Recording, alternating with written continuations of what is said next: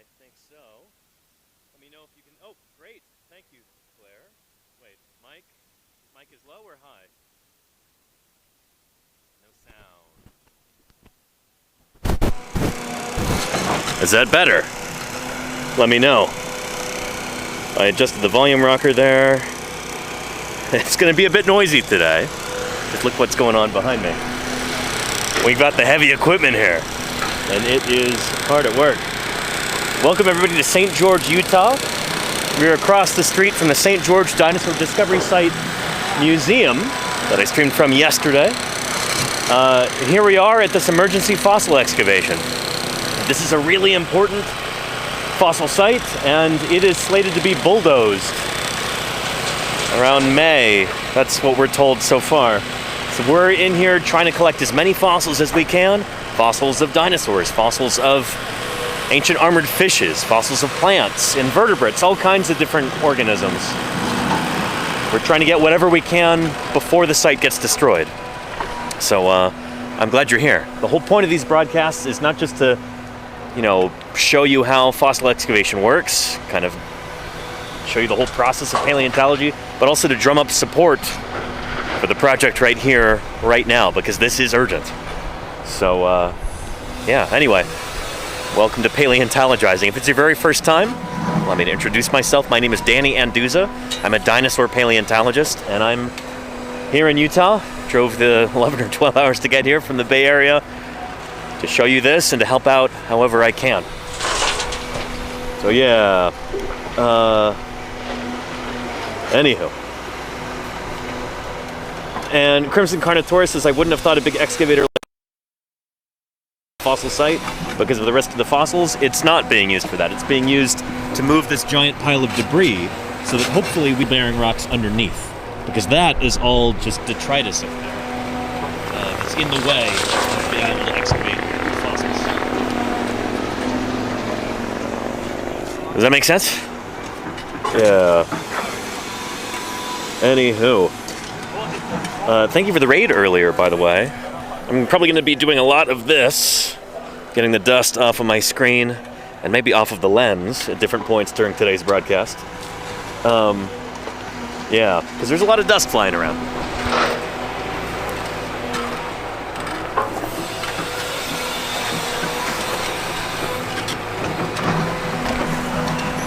We just had a bunch more people show up. The crew from Texas, undergrad students, just got a full VIP across the street like we got yesterday. So they've just had lunch and come back now. So the quarry is fuller than it's been all day so far. Provide the leverage. Yeah. The two of us can. This is where I was digging earlier, right here behind the wheelbarrow. He worked on this. I can show you a few of the. Have hands on the flip. But yeah. Been kind of slow going today. Just some fish bits so far. No dinosaur stuff, but yeah. Anywho. Yeah. Let me show you a few of those little bits. I've got some really beautiful ganoid scales from a semi-anodid fish that I found earlier. They are right over here.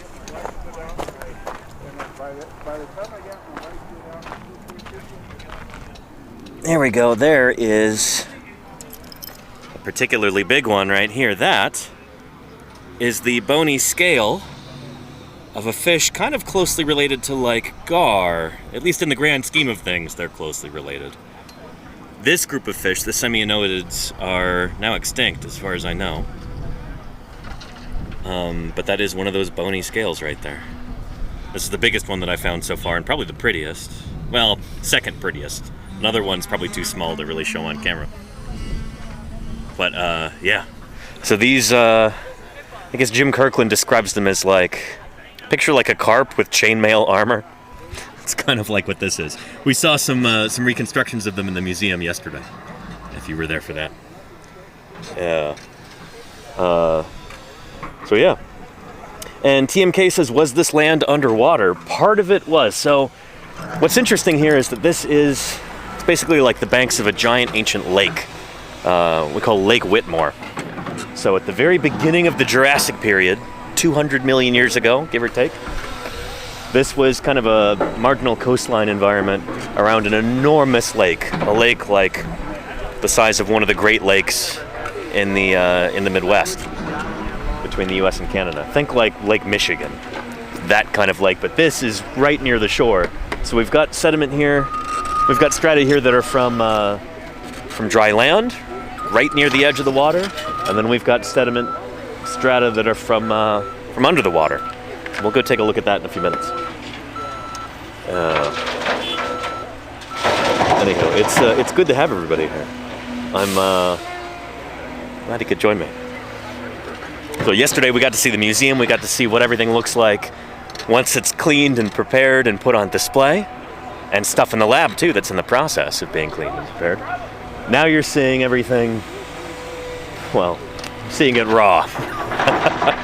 Stuff coming out of the ground as it comes out of the ground. So this should be a pretty cool stream today, I hope. And I see one Carpinitator. Trying to read this. There's a lot of glare on the screen. What formation are these fossils? So this is the very beginning of the Jurassic period. This is just after the extinction event at the end of the Triassic. And so this is a time when the world is changing. You know, this is kind of the beginning of dinosaurs ruling the Earth. A lot of the creatures that were sort of dominant before this, things like phytosaurs, things like Rawasuchians, Dicynodonts, those guys have all fallen by the wayside. They've gone extinct. And dinosaurs are beginning to take over the Earth right here, right now, at this time that these rocks represent. So it's a special time for sure. Yeah. And Yarg says, why is this land not protected if there's so many ancient fossils? Good question. Yeah, that's not necessarily my department. I think it's kind of crazy that this land isn't protected. It belongs to the city, so this is city property here, belongs to the city government, and the city has decided that they're going to build an electrical substation on the site. And so we're doing whatever we can to salvage these fossils before the bulldozers roll in. So that's why we're all here. Yeah, there are a lot of fossil sites kind of like this throughout St. George, throughout this town in southwest Utah. But this is one of the most important ones. So it's a real shame that they're going to destroy it. But, you know, ours is not to... Reason why ours is to dig and to die. How does the phrase go? We're doing what we can while we can.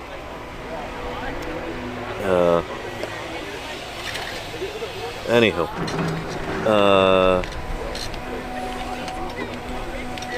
And I'm not sure, I don't know anything about that Homeo 7, sorry.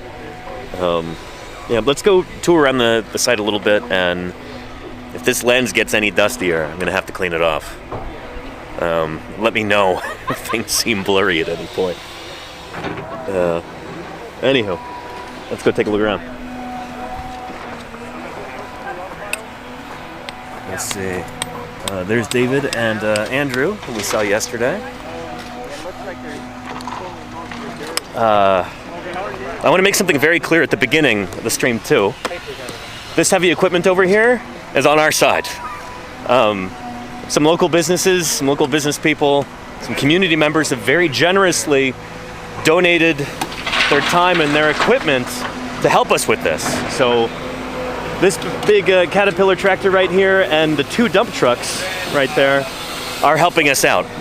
So all of this stuff over here is all detritus. That's all loose rock that's been piled up over there.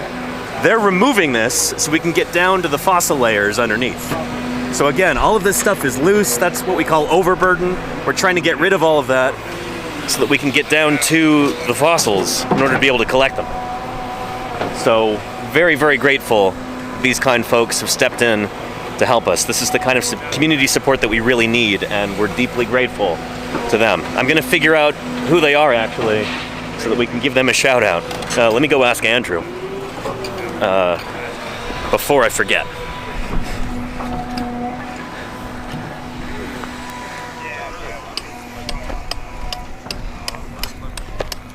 see. I was hoping somebody would do it or want to take it on, so no one's touched go it. do this. Anyway, I got to make a couple more phone calls. You're fine. Oh, before you do that, Andrew, I wanted to ask, so we can give a shout out to the kind folks who are helping us with the heavy equipment. Who is this right here, so that we can? So the two dump trucks are from the city of St. George, and They're from the city? Couple of their employees, so that's amazing. That's awesome. So that was set up by the city for us. Okay. And then in the cat, that's Randy Jones. Randy Jones. Yeah, Randy Jones is awesome. He owns Canyon Crest Contractor. Crest. His son is working the backhoe. Nice. Moving the dirt piles around on the other side of the Right, okay, just over the ridge. Excellent. And then tomorrow we have Bateman from AB Excavation. He'll be here with a small excavator. From AB Excavation, okay. We're going to start ripping up this upper bone ledge, just kind of breaking it up, and then we're going to go through it by hand. Gotcha, okay. Bust rock. Yeah, awesome. Well, shoot, thank you, Randy Jones and Amon Bateman. And the city of St. George, too, for lending us those dump trucks and the drivers. That's, we need all the help we can get. So shout out to them. Yeah, thanks, Andrew. You're welcome. I'm about ready to give another contractor a call. Excellent, good luck. Yeah, thank you. Oh, you got a scale? I've got 5. Can I put you on camera? We've got 149 people watching right now. Not to give you stage fright or anything. Yeah, I don't think we've met yet, by the way. I'm Danny. I'm Tiffany. Tiffany, good to meet you. And I've found 5 scales and a fish spine. Okay. A fish spine? Yes. Whoa. So, I think this is the fish spine way down here. Very nice. I gotta get me a bag like that, too. I've just been piling things up next to my tools. You want dirt in right there. They're right there? Okay. Yeah, if I could grab one, that would be excellent. Grab as many as you want. Before I forget. The fish spine is right there. Oh, very nice. Fish spine. Do you think that's from a semi-anodid or from a shark? I am not. It's very small, so. It's hard to and then tell, here right? is the fish. Oh, I love the sheen on those. Really nice. Yes. I hope the camera's picking that up. Awesome. This one's probably the nicest one. It's probably the biggest. These two. Nice. Yep. Very cool. Yep. Well, thank you so much, Tiffany. Right? Yes. Yeah. From Appreciate Cedar you. City. Oh, from Cedar City. Cool. Yes. I'm Danny from Oakland, California. Hi. I just got here a few days ago and So yes. trying to help out however I can. Yeah. Awesome. Thanks, Tiffany. Yeah. Good day. Find us some more scales. That's awesome. All right. And yeah, so small. I know, right? A lot of these scales are going to be pretty small. And these fishes have a bunch of them. We saw in the museum yesterday what some of these look like when they're articulated. They got a lot of scales. So one fish can have probably hundreds of scales. Yeah. Oh, we might want to go look over there at what Josh is doing. He's so a lot of this stuff is a bit more like quick and dirty than we would normally like to do things, but you know, we don't have a lot of time right now, so we got to work quickly. Josh is working on trenching around this fish over here right now. Nice. So this layer down here, this kind of blue-green layer, this is this is all aquatic stuff in here. So we're mostly finding fishes. That right there that you see is a top jacket. It's over this. So Josh is working on trenching around this. That's kind of the protective plaster and burlap cocoon that we build over the top of the fossil to keep it from crumbling. So he's going to continue to dig around that. We call this trenching. And then he's going to flip it over and pare down the other side, which is what's going on right here. And again, we're working probably more quickly than we would do under normal circumstances, but you know, that's what the situation warrants. So there we go. It's Sean, right? Yeah. Yeah, Sean is working on paring down the ventral side of that jacket, the underside. So that was right here, but they flipped it over, and now he's working on removing all that matrix right there, just to help thin the jacket down, make it easier to carry. So the fish is at the very bottom of that, basically. So yeah, pretty cool. It's like a cooking show, you know? Here's one I prepared earlier.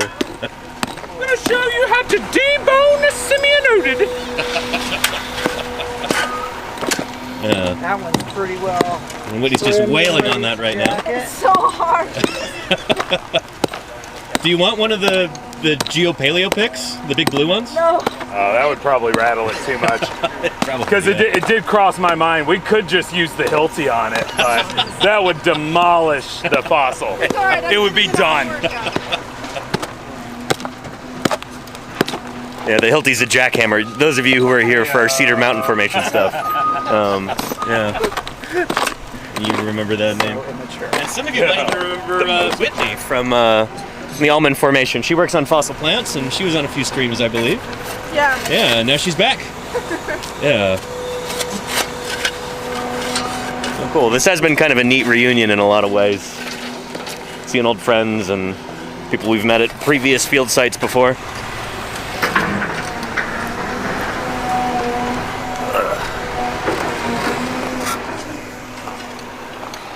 All right. That'll be good next jacket. Let's see. For the 8 months of support, I really appreciate that. Or your mask and goggles. You know, it could be a lot worse.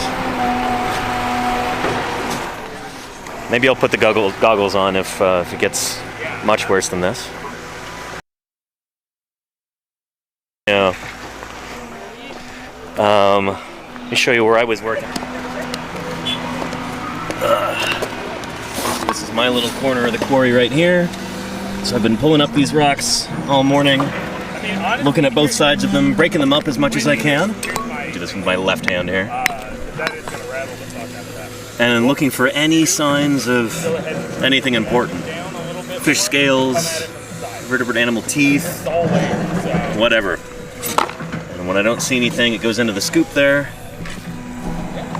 And then once the scoop is filled up, I throw it over my shoulder or into the wheelbarrow. There's all the rock that I moved earlier. All this closely examined by eye to make sure that there's nothing scientifically important that we're throwing away. That's how it goes. Yeah, I'm thinking like from the plaster down. So if you want to whale on Anyhow.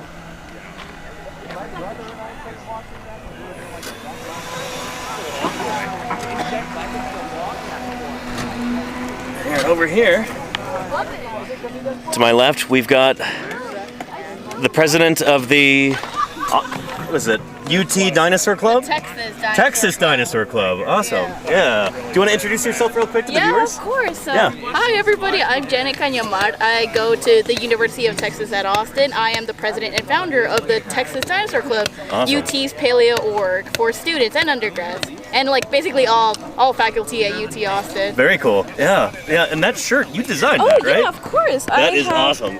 There are 3 versions of this shirt. Here is the black one with the primary colors. We have an Nice. orange version, which is just an orange version of the shirt, and it's white. And then we have our logo, which is the Nasutoceratops. I saw that earlier. Yeah, with yeah. orange We shirts. chose the Nasutoceratops because I thought that It looks like a Texas Longhorn. Yeah, or it looks something. like a longhorn. Yeah.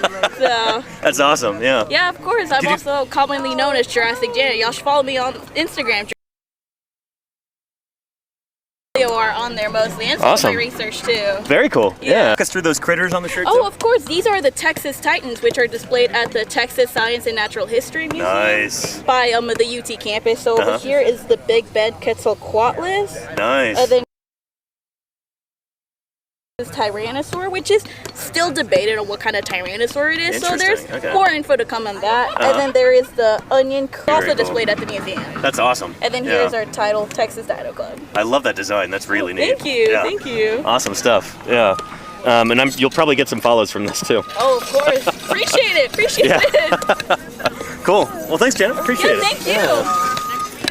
Squiggle says everything is bigger in Texas, especially the dinosaurs and pterosaurs. Oh, of course. That is true, Of yeah. course. Nice. So many of the folks here are from UT Austin, and they've been kind enough to let me stay in their camp, led by Josh Lively and Whitney, for the past, what has it been, 2 nights so far? So yeah, it's been great, you know, getting to know some new people. Yeah. Anywho, yeah. And is the Hilti cordless? No, it runs off a generator. Yeah. Yeah, so the Hilti is over here. The question about that. We've got a very similar one that we use with the Utah Geological Survey. Some of you saw that last summer during our streams. But yeah, there's the generator, there's the extension cord running to it. And there's the Hilti. So not the biggest jackhammer, but it's portable enough to be able to bring out to a site like this. And you've got, you know, a lot of overburden you got to go through quickly. But here we're lucky enough to have this kind of heavy equipment too. Yeah, it's moving overburden over there. It's, you know, so they're not digging through the bone layer or anything. They're just clearing away a lot of that stuff so that we can get to the bone layer underneath. Hopefully find some more cool stuff.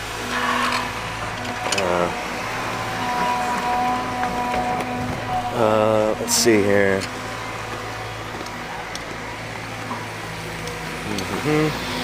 210 people watching now. Nice.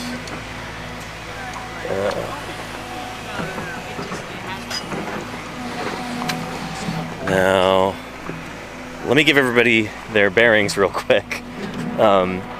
If you tuned in yesterday to the stream, I'll show you where we were. Again, this is our quarry right now.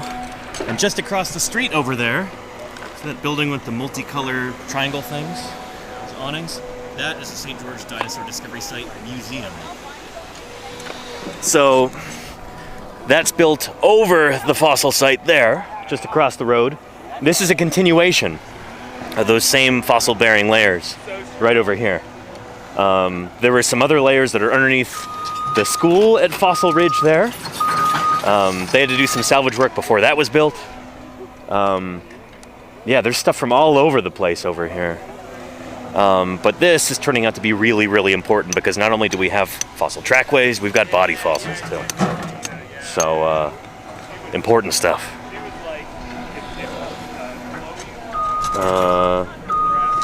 And will I be there this weekend? Says Halle Berry. I will be here. I'm thinking I might take off Saturday afternoon to head back home, but I'm not totally sure yet. I'm still figuring out my my schedule, my itinerary, all that stuff. So we'll see. I am planning on being at TwitchCon this year. If anybody really wants to meet me in person, I should be there in San Diego in October. But yeah, I can't guarantee I'll be here for any length of time. I'm still figuring this out at this point. Yeah. Yeah. And we've got another tractor coming through.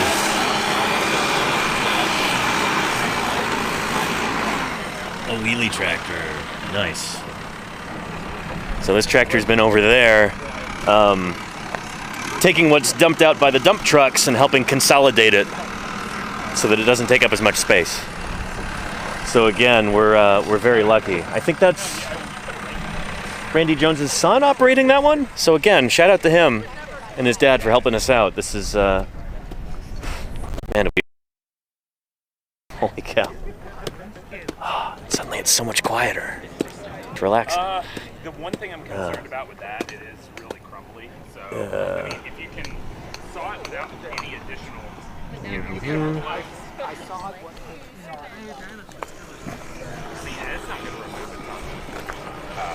Alright, check in over here. It'll give the lab a really nice lip, you know, to saw off. So This one's pretty good.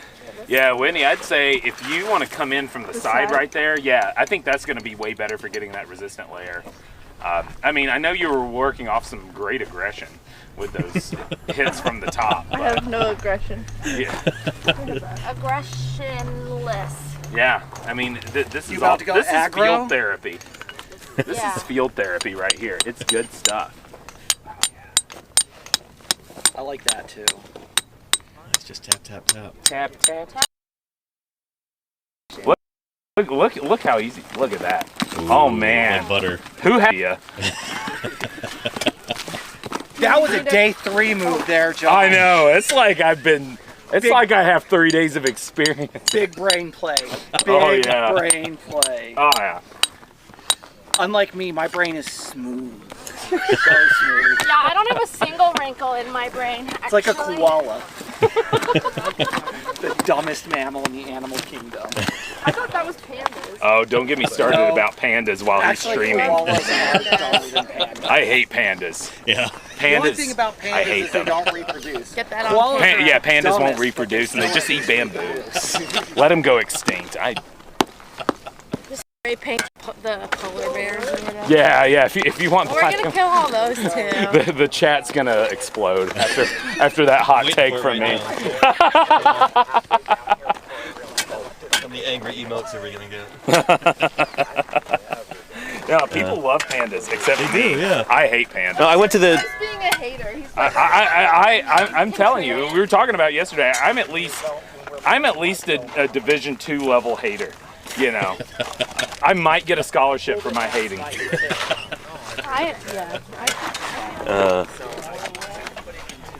Yeah, I don't know. I might enter the transfer portal and become a D1 hater. We'll see. How's it going, Hannah? not too bad. How you doing? Yeah, doing well. Oh, I was just basically making a What else spot did I want to show to, off while I was over here? Yeah, All distracted by Josh's antics. we've got to Josh is a natural on camera. He really more is. layers on top. Yeah. Color around the Oh, and that is cool looking there. It's like a big monster. It's like coming a over the sauropod, side, just- right?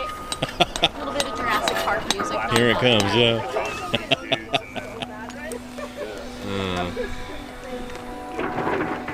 Oh, chat saying hi to you, Hannah. Oh, hello!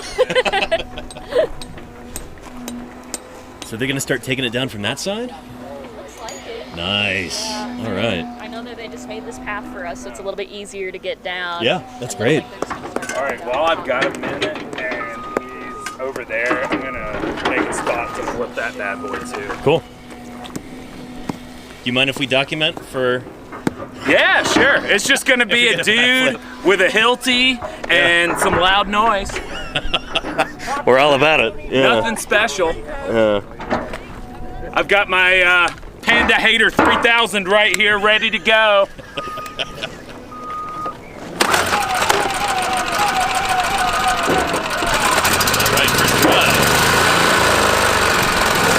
Without my dominant hand, too.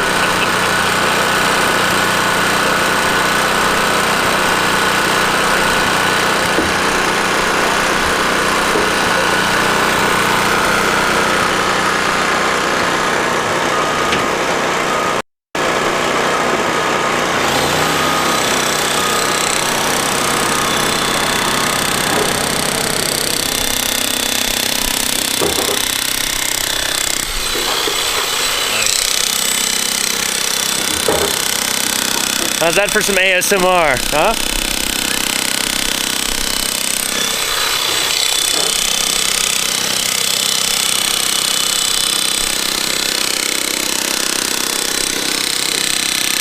This stuff is tough. Yeah. Yeah. There's a resistant layer. There's a resistant layer about yay deep. And it makes it really hard to hammer down there. Yeah. I'm yelling because I'm wearing ear protection. And because you're Josh. And because I'm Josh. But yeah, you really, even with this, I've been putting a lot of weight into it. Yeah. So. Does not look easy. But the nice thing about that, if we get underneath that layer with our the collar around our jacket, it makes it comes out really easy. So, yeah. Nice. Yeah. So for anybody who doesn't know him, this is Josh Lively, Dr. Josh Lively to you, from Utah State University's Prehistoric Museum in Price, Utah. He's the curator. He's been doing some really cool stuff there, and he's been kind enough to lend his expertise and brawn to this project.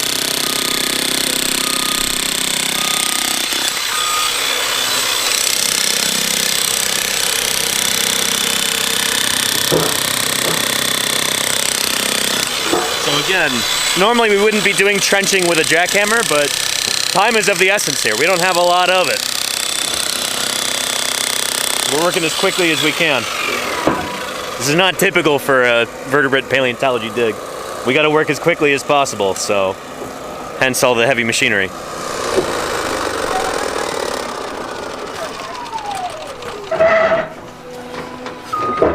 Ooh, snacking on an I-beam up there.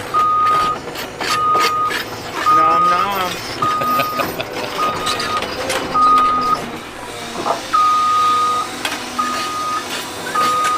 How you doing, David? Oh, look at that. You know what? Now that I've arrived, That is some skilled operation there. I'm feeling good. I'm feeling strong.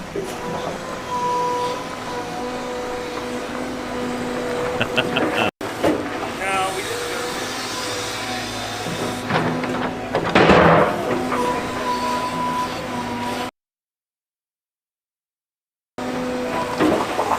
Trying to grade that hillside there, side of that pile.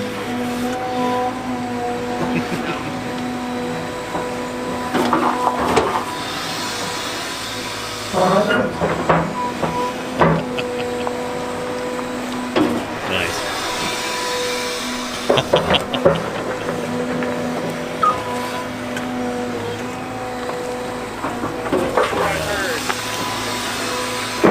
Awesome.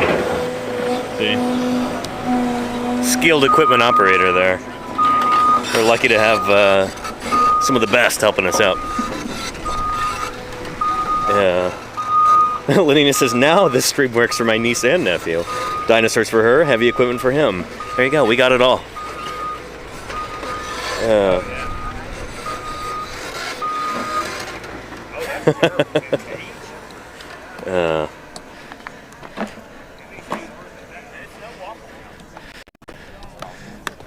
Very cool.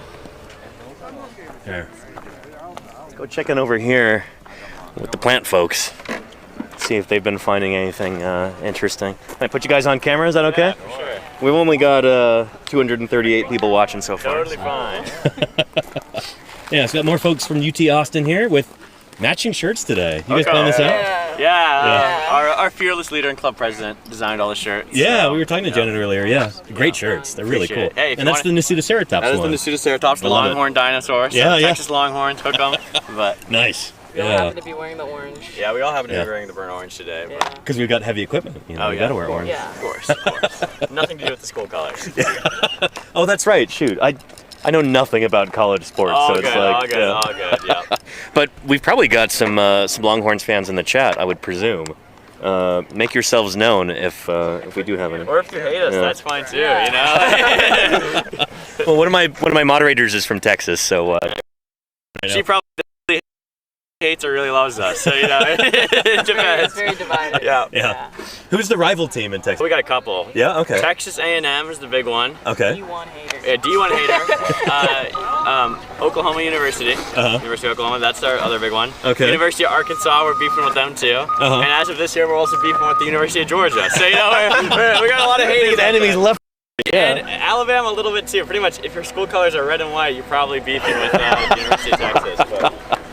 Nice. But yeah, when it comes to fossils over here, we're trying to find some conifers that were preserved in this lake. We found one really great piece earlier, so it caused us to quarry this whole area and dig. The issue is we found nothing worthwhile since then. Yeah, we saw that piece in the lab yesterday. Yeah, I think Hannah was digging it up. Or was she, or was Whitney gluing it? I forget, but that was on the first day. Hannah was gluing it. Okay, and then we saw it in the lab, and this is where that came from, right over here. Right here is where it was found. But Yeah. haven't really found anything. We found a bunch of plant hash, but nothing really diagnostic. So. You good, Hunter? Yeah. Yeah, so we've actually got a big track block up here that Yeah. we've got to move right now, and Yeah. I thought you might be interested in coming up and seeing. Ooh, how far up is it? Because I got to stay within range of the satellite dish right So there. it's right on top of the hill behind Yeah. the excavator. We can try, yeah. You can try it. Okay. Awesome, thanks, Andrew. Yeah, you can kind of see it actually. Yeah, the one right in the middle? It's right on the top. You can see it. The one that Andrew's walking toward. Yeah. It's Awesome. There. Yeah. Anyway, some of you might remember Hunter, lab manager at the St. George Dinosaur Discovery Site Museum.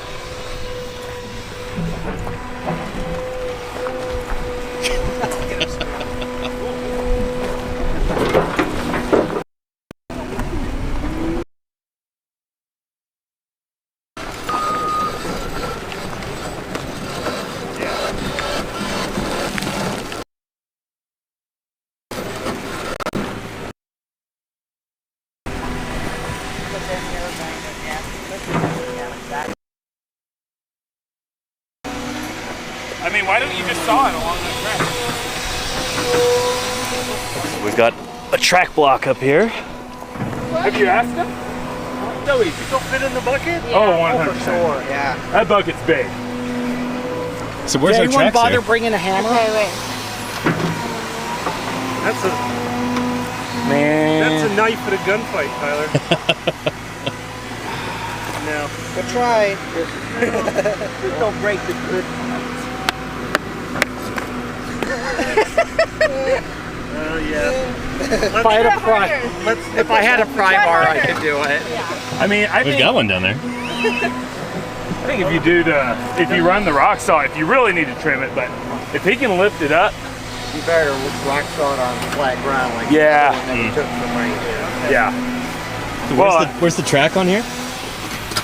Oh, beautiful. There's one here, and there's another one here. Is that a Ubrontes right there? It's big enough. Should be. Oh yeah, three Yeah. tracks. Looks like it. So You Brontes. angle, toe, yeah, should be. Nice. There's So I'll show everybody at home. One toe, two toes, three toes right there. Yeah. And it's which direction is it going? Well, so that guy's So going is there. a right foot maybe? I think that looks to be a right with that Nice, outside okay. pad, and then you have another right foot there. Yeah, okay. And there's potential that It goes. who knows it if goes all that the way one's through connected on to this that side. one, Right, yeah, I'd have okay. to, like, or they were their own separate ones. Again, here's one right here. So middle toe right there, other toe, other It'll fit toe. in there, or we need, maybe knock off a little more of that corner there. So that's like, depending on how he feels about it. I think you can get it in the bucket. totally fit in the bucket. Yeah. Easy pieces. Yeah, you can get it from this side and that side. Otherwise, it's a little wide. Long. Yeah. So he can position this backhoe there and grab it from You this could just side. get it. All right. Cool. Scoop it. I want to go in the bucket. You want to go in the bucket? Yeah, I'm gonna strap myself to this. Just set on top like a. Yeah. Steady. Yeah, I'm gonna hold it Lay together. underneath it to pad it so we don't. Yeah. You got a cushion there. Yeah, I'll be the bubble wrap. I must have the precious. Yeah. Get pallets. Can we go get a pallet from the museum? Want me to go get one, Yeah, Coach? if you wouldn't mind getting a pretty sturdy pallet or some, yeah, a pallet would be good for that one. All right. All right. And cool. where do we have pallets? What's that? Where do we have pallets? Behind the museum. Yeah. I'll go get one. Okay. All right. Let's everyone scoot to the side. All right. Sorry.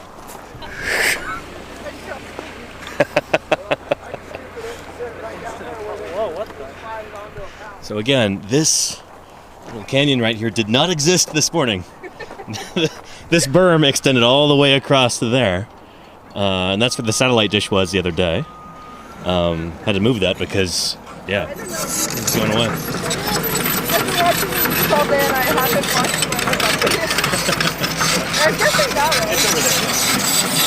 That's crazy. Well, just this.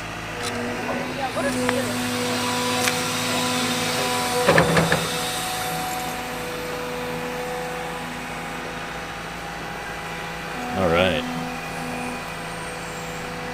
Behold a skilled heavy equipment operator scooping up a multi-100-pound slab containing some dinosaur footprints.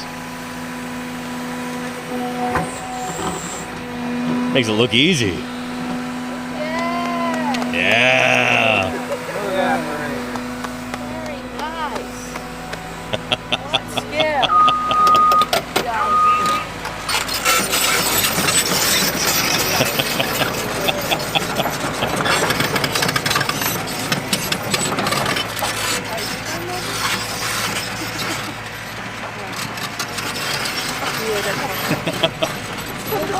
That was impressive. Holy cow. That was always my favorite piece.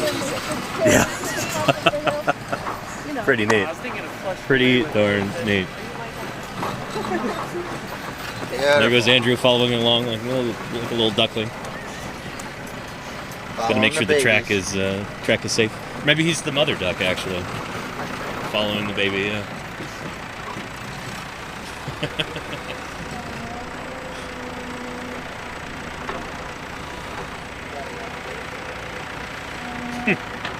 Awesome. Oh, they're setting it down.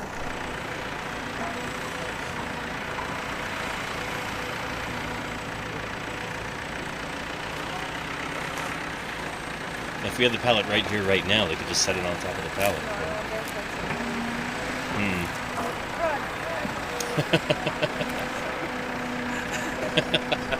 Come after work when I was working every night. All the volunteers would leave and I'd have Andy on the home. So most of what I know I've learned from Andy by doing.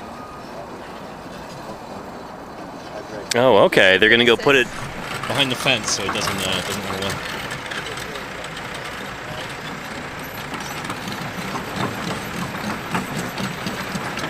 Cool piece of equipment.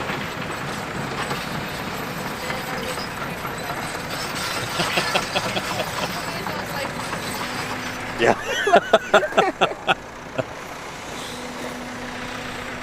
There it goes. It makes it look so easy. I could totally do it. You could with practice, yeah. No, right now. First shot. Yeah. And there it goes. All right. Beautiful. Oh, that was a wonder to behold.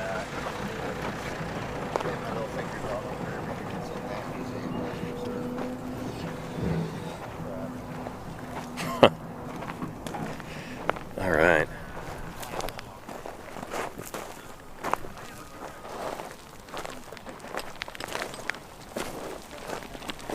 Now to go down the scrape pile without tumbling end over end.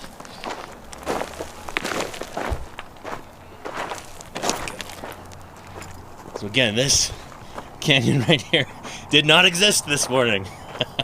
We got a clear view of the museum right now, just in front of us. There's the porta potties. They are now upright after having been blown over by the wind the other day. Luckily, it's not nearly as windy today. But again, this is all fresh right here. This berm went clear across this morning, and look at everything they've been able to move in just a few hours. It's impressive. That's the magic of heavy machinery. Yeah. Very cool.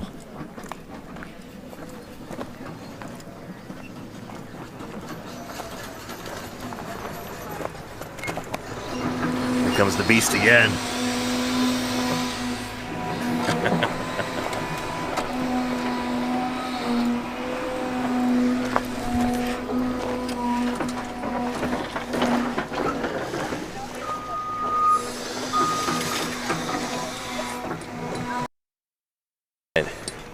Anything over here yet, Hannah?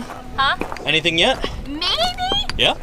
Oh. So we've just got this little bit of shiny bit sticking out right here. But whether or not Okay, it's bone yeah. or what we like to call evil chert, I'm not entirely certain. A good name, appropriate. Yeah. But yeah, so just kind of plugging away through this side over here. Nice, As okay. you can see, not been too prospected. Well, Hopefully it turns into something. I know, Fingers we'll have crossed. to see.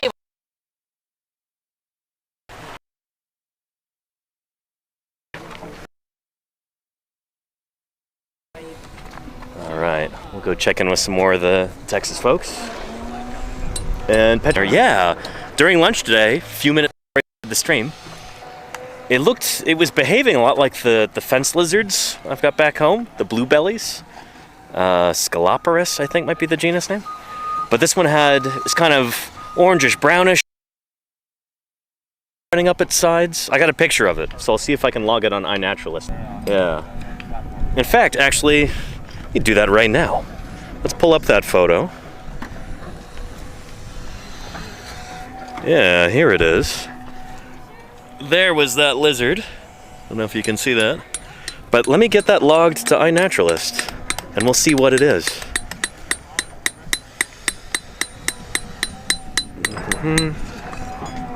Let's crop that.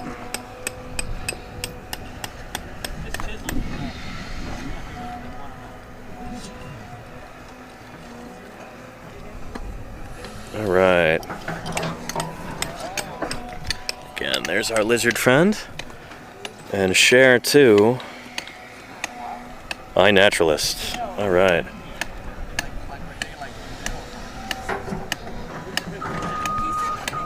All right, let's zoom in here. St. George, Utah. That'll work.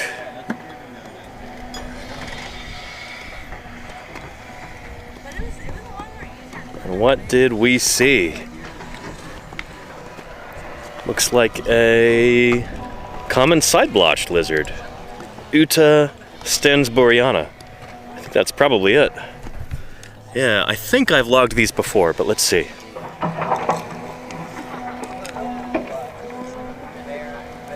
Select and post. Excellent. There we go. Common side-blotched lizard. Very cool.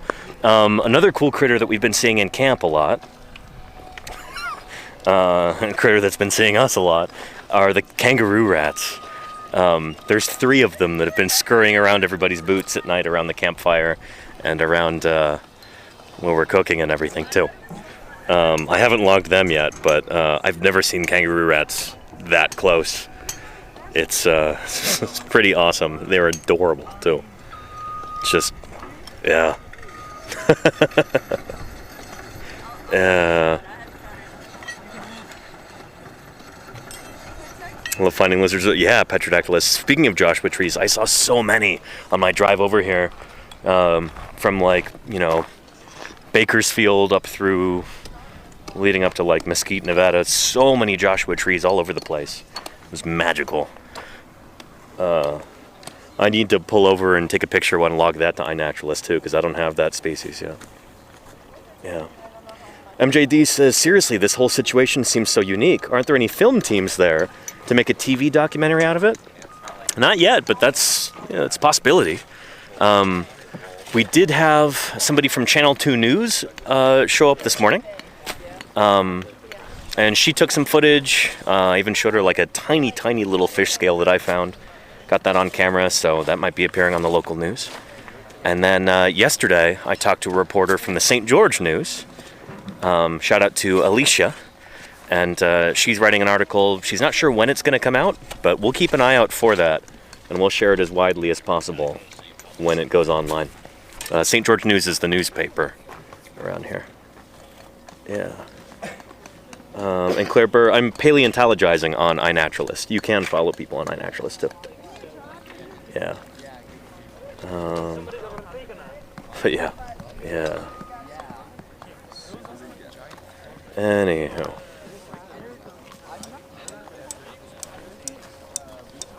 Adorable little hantavirus reservoirs. Yeah, I kind of thought better of trying to reach out and pet the kangaroo rats. They were definitely close enough that I was very tempted, but I think at the last second I'm like, I'm not going to. Yeah, even getting close, I'm like, I'm gonna put some hand sanitizer on afterward. Yeah. Let's see what else we got going on over here. Oh, we're gonna have some top jacketing over here. Yep.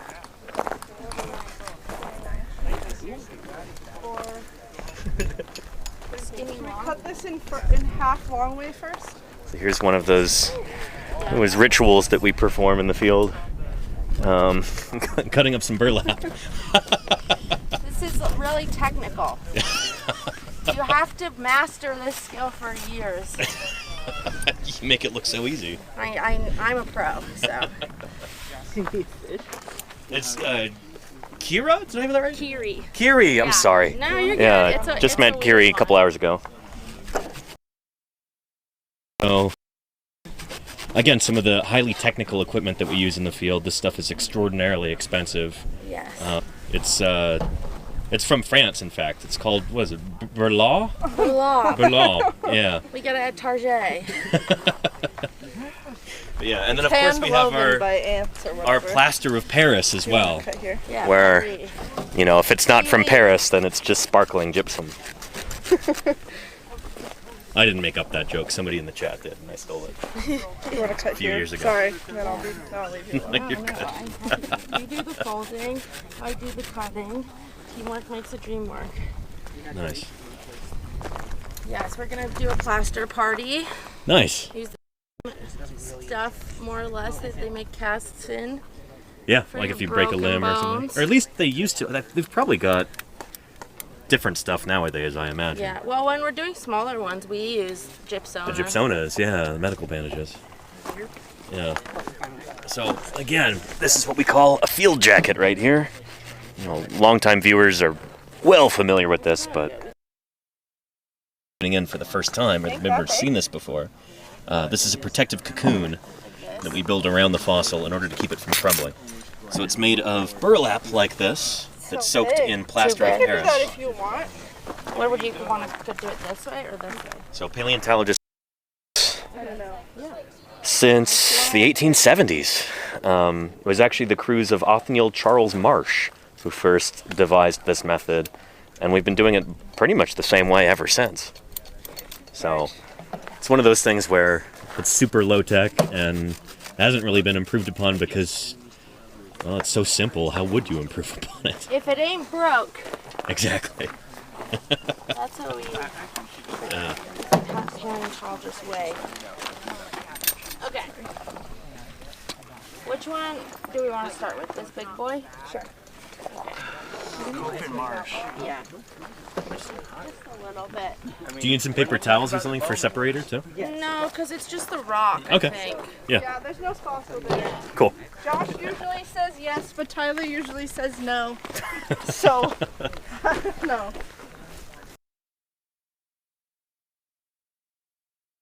Yeah.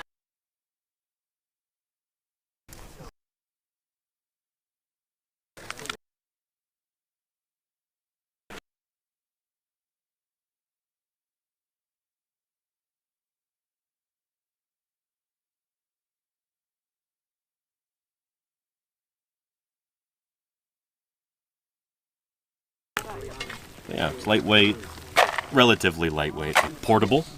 So I've been on cruise before where there's no roads going to the site, so we've got to backpack in all the plaster and water and burlap for miles and miles. But yeah, if you've got some students with strong backs, you know, put them to work. That's how it normally goes. Here we're super lucky because we can drive right up to the site. We're in the middle of St. George, Utah right now, like Yeah, do you want on like city property. pour and I'll just start mixing as you pour? Yeah. Sorry, that was a lot right at once. And Crowfoot says, wonder if fiberglass would provide more support. It can, yeah, but the thing about fiberglass is that it's kind of a safety hazard. I've worked with fiberglass before too in the laboratory, and all those fibers, they get into your skin and it's awful.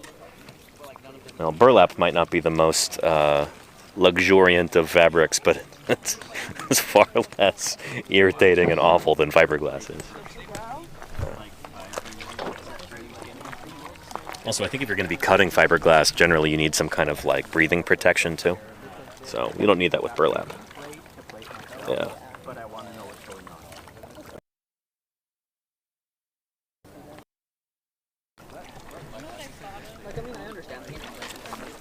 That's going to be a lot of plaster.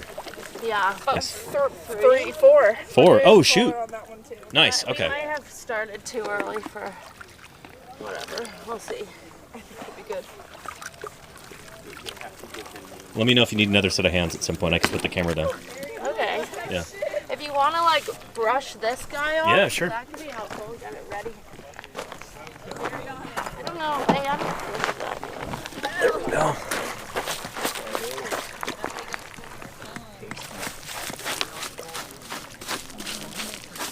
So again, just kind of remove dust and detritus from here. No, I did that to myself. I'm going to grab a whisk broom real quick. I'll be right back. Okay. That should work a lot better.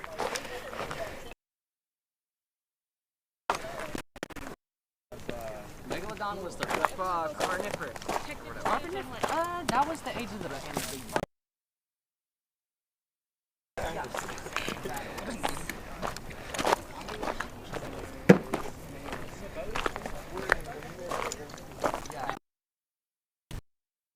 Were you like into paleo when you? I'm gonna set this down.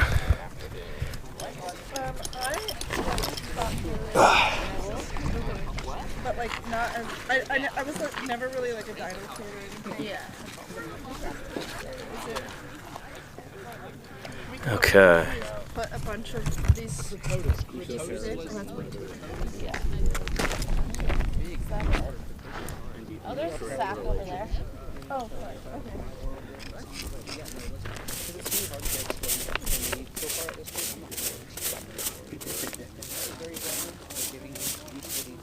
Got a little bit of red on here. Is that fish right there? Do we need some separator right here? I don't know. Can you see the, like, if you're out of the shape, if it's out of the shape? It shouldn't be. That shouldn't be the fossil. No, that looks like conclusion to Okay, me. cool.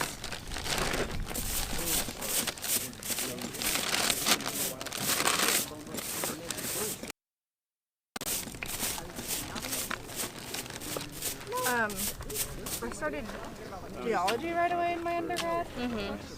And then, like, met Josh my freshman year and started working with him immediately. And kind of fell in love with it. What about you? I definitely didn't. Okay, I think maybe after that, there's a lot that I still have to fix. Okay. That should be a bit better. I did my undergrad in archaeology actually, so I was not, but it was like, the way that my school did it was much more like an art history, anthropology type of archaeology, and not like field-based. And like when I was supposed to go to Where'd you do your undergrad? Columbia, New York. Cool, wow. Are you from New York? Yeah, sort of. I like was born there and lived there for the first like 10 years of my life, and then moved to Baltimore, but have been kind of like in it for my whole life, yeah. It's a different vibe out here for sure. Yeah, no kidding. Okay, I think we might be good. There's like still some clumps at the bottom we should try to get if you want to get your hand there. Still like... Okay. What I like to do is... Nice. Adjust this. Like, if it's a little bit thin, do like the first layer on all of these. There we go. And then go back to the second layer on all of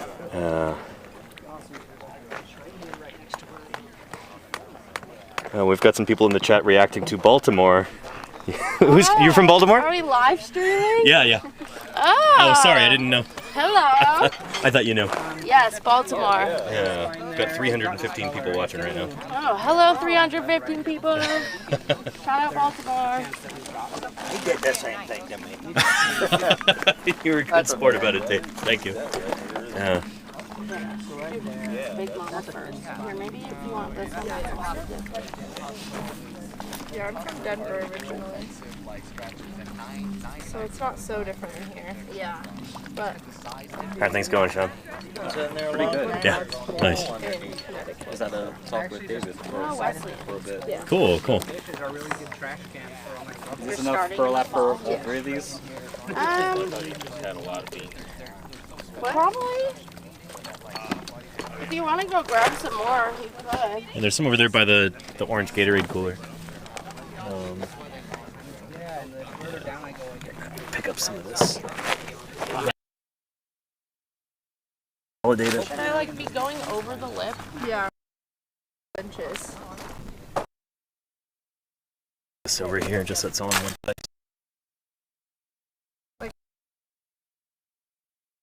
Side. Over here? If not, then it's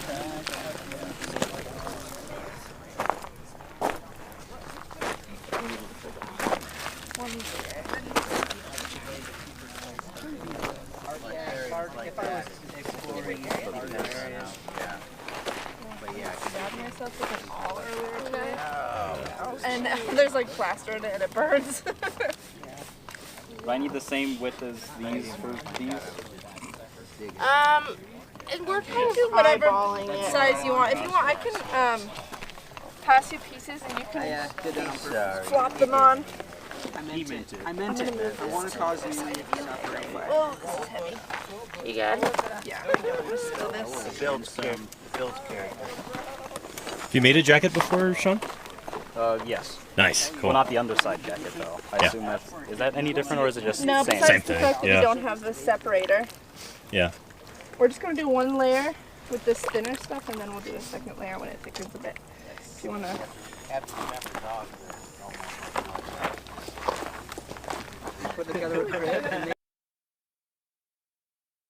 You did say that we should check, and I forgot. Sean and I here were talking about Spinosaurs earlier this morning. Here, we're gonna wanna. I'm sorry. I'm gonna move this. Oh, yeah. And then squeeze. It's a lot of fun. It's cool to talk Spinosaurs.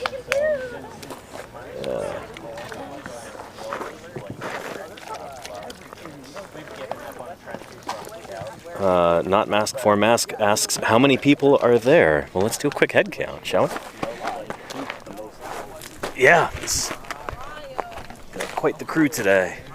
So head count: 1, 2, 3, 4, 5, 6, 7, 8, 9, 10, 11, 12, 13, 14, 15, 16, 17, 18, 19, 21, 22, 23, 24, 25, 26, 27. So that's at least one more than yesterday, but we've got a few people who are not here at the moment who will be coming back in a few minutes, I think. And I think I've probably missed a couple people because they're hiding behind wheelbarrows and stuff too. But yeah. Yeah. Good crew today.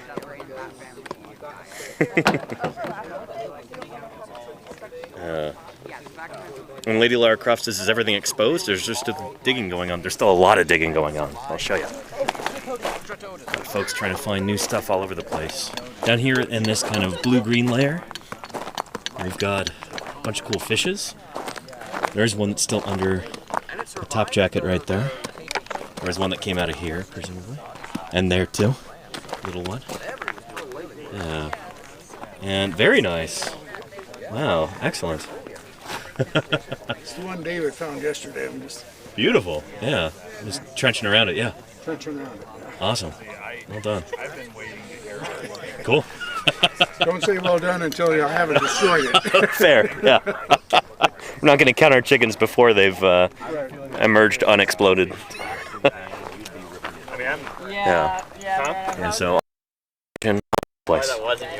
Again, that's the fish layer down there.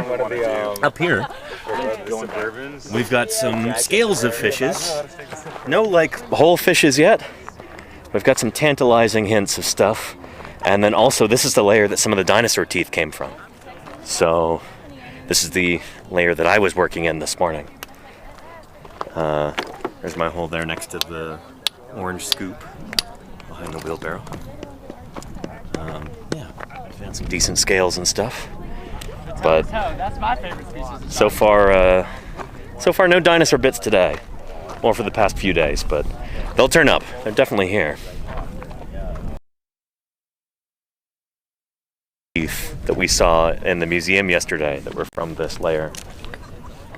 So they'll turn up. We just got to keep at it. We might remove elsewhere, so some of us can go through it bit by bit. But for right now, we're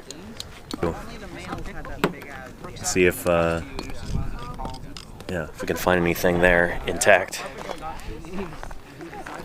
Yeah, and those tracks, the tracks from the top of there, really nice. Yeah, awesome stuff. And I think there's a fish under here too, under this tarp that was put there, to keep it from getting buried. And it looks like it's done its job.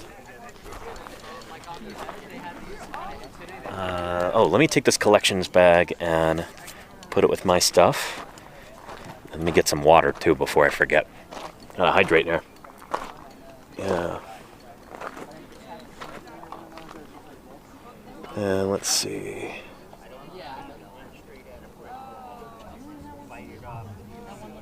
Anyhow, Fossilorama says, "Our light." Yes, indeed. Hope you're having a good day, Dad. It's good to see you. Yeah.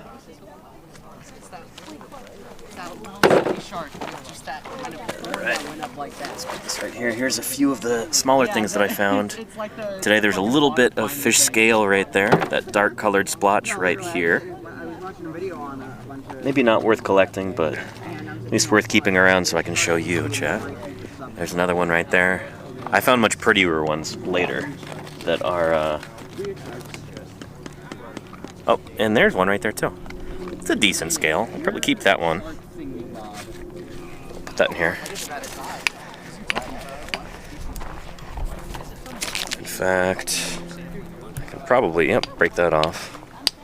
Get rid of the rest of the matrix. Just keep the little bit with the scale right there. Nice. I'll probably bag up the other ones over there too, just so they don't get lost.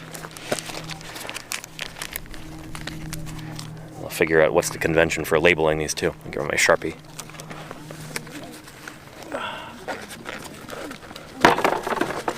There we go.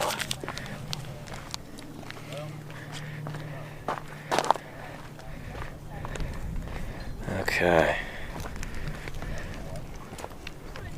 And do fish shed scales? I don't think so.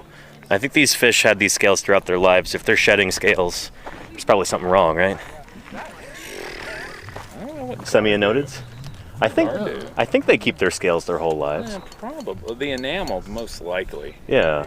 Yeah, somebody out there in the internet probably has Google and can figure that out. I'm guessing they. Good point. Yeah, yeah. I've never. Keep their scales. They keep their scales? That's what I thought. Well, So when they shed, though, they're just. So these basically explode, yeah. I mean, I think they probably shed like the outer layer of the epidermis or something, like the very top of the scale, maybe. But I don't know. That's me spitballing.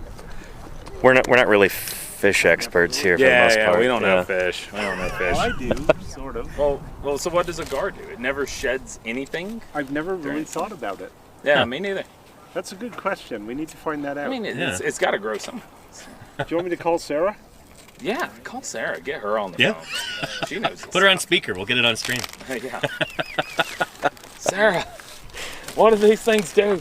Do they shed? Do they slough off? Yeah, I don't see them sloughing off the enamel. Yeah, it wouldn't make a lot of sense. That'd be a lot of Some energy I found to earlier. redevelop, you know? Yeah. I don't think they do. My landlady's great. She only owns 2. Not like a snake, you know? Yeah. But I am wondering if they would, if there's a layer above the enamel that they would shed. I don't know. I bet somebody in the chat is a fish person. And knows, and they're like, these idiots don't know what they're talking about. Well, you got that right. No, I don't care about dinosaurs. Dinosaurs are boring. I like turtles and mosasaurs. The true charismatic animals, turtles. Exactly. Yeah. Are you having any connection problems today? Not yet, I don't think. Why, did the screen go black or something? What you got, bud? Are those teeth? No, we're getting lots of real-time responses from chat. All right. Things are going well. Good stuff. Yeah, there's nothing in here. It's something squiggly. Squiggly. Yeah, well, it's a little doodad. No. I'm just holding the. Is that like a jaw? No, if anything, it's like a cross section through one of the semi-anodid scales. I think it's like it's angled weird because you think about it, and they're flat, but if you angle just because them, they cracked it like that. yeah, so Hi, it breaks Sarah. apart like that. How you doing? Good. How are you? Good. You can We've see got you right on a there. live stream right now. We have a fish question for you. Okay. Okay. What was the question? So, hey Sarah, it's Josh Lively. Hi, Josh. How's it going? Oh, pretty good. All right, so we don't think that the semi-anodids would shed scales. That seems crazy. But do you think there would be anything above the enamel that they would shed through their life? That is a good question. This is a fish person, and she's thinking about it. She didn't call us an idiot. You mean like a coating above the scale, like the ganoid scales themselves? Yeah. Sure. Like, I wouldn't think so. Okay. I think all the layers would be part of the ganoid scale. I mean, I don't think so. I could be wrong, but I'm just thinking like with gar. Maybe we have to look what gar do. They'd be similar. Yeah. Why are you finding some weird sheddings of things? No, I think these things were living and vibing throughout their lives. I was wondering about gar. I mean, that would be the only way we'd know. Would be if they've got something above the enamel that they do shed. But I don't know. Yeah, I don't think so. so. I mean, like I know that they're not shedding scales as they grow per se. They're adding layers on to see growth rings and scales. Make that determination. So yeah, I don't think so. Yeah, But again, I could be wrong. I would have to ask one of my GAR friends who would probably know better than, that would be the person to ask in terms of like life history kind of stuff they do. Just the perfect shape. Total coincidence. Cool. Okay. Well, really appreciate the answer. Thank you. This is Danny Anduza here. I've got another quick question for you. Do coelacanths have ganoid scales? No, they have a scale they're called, what's the name of it? Not cycloid scales. Oh, yeah. Tenoid? They have a different type. They don't have like the enameled ganoid scales. Gotcha. They're thinner. They're circular. They have a name. They're not tenoid. That's the other type of telia scale. Okay. I'm trying to remember too. I read Samantha Weinberg's book on coelacanths, and now I'm totally blanking on what they're. And I'm blanking on it too. I have a couple of And I'm just ignorant. coelacanth scales. I don't. They're not ganoid though. They're not enameled the same way. Gotcha. They're thinner. Yeah. Cool. Thanks so much for letting us pester you. We really appreciate it. Yeah, thanks, Sarah. Thanks, guys. Anytime. I'm always happy to chat. We may be calling you back later on as we're digging. So, okay. Yeah, anyway, it's going really good. We need to get you back into the I'm going to do something productive. Well, there you go. That was a lot of fun. That's Dr. Sarah Gibson, fish specialist. Yeah, pretty darn cool. Is it cycloid? I don't know. Somebody look it up. What kind of scales do coelacanths have? It's probably in the Wikipedia article for... Is it cycloid? Thank you. Yeah. I don't think we've met, by the way. Asher, I'm Danny. Can I put you on camera? Is that okay? Yeah. I've got 335 people watching right now. Yeah. On Twitch. So yeah, are you local? Yeah. Awesome. Cool. Well, thanks for coming out and helping us. This is cool. I came here from the Bay Area to help out, and it's been awesome so far. Yeah. Anyway, cool. Good to meet you, Asher. Thank you. You too. And what's the name of your Twitch? It's called Paleontologizing. If you just search paleontology, it'll come right up. Yeah. Cool. Gameplay says, I have a question. Who has a fish doctor on speed dial? Andrew Milner does. And her name is Sarah Gibson. That was awesome.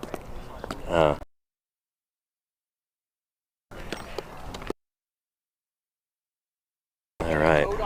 And look at that. We leave for a few minutes and We'll then put a quick collar we've on got there. bottom jackets on these. Nice. Very nice.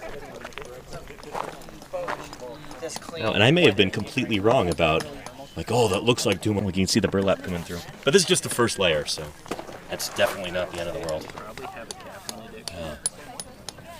Nice. Very cool. Things are moving and shaking here.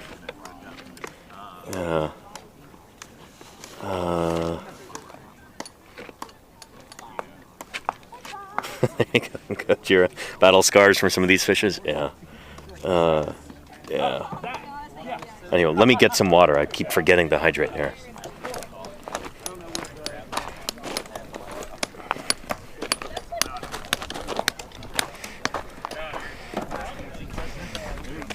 Alright. I hope everybody's having a good time watching. Let me know if you've got any other questions. Yeah, definitely not.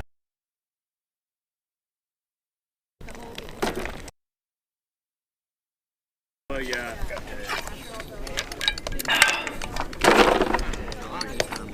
All right.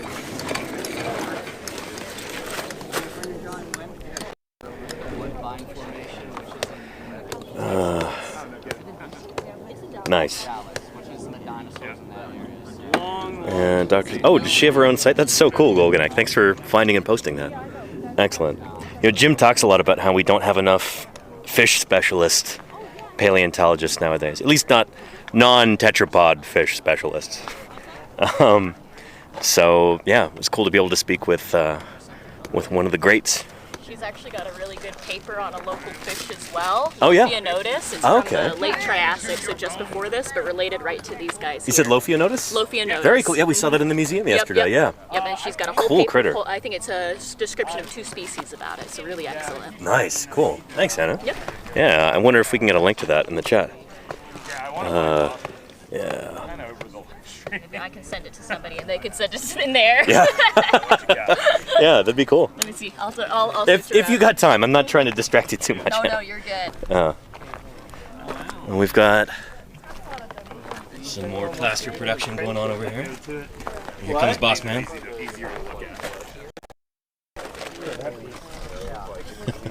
Why didn't you put a double saw cut on that bad boy? To make trenching easy? You do another cut on it. I like it being too easy. You've got to put some oomph into it.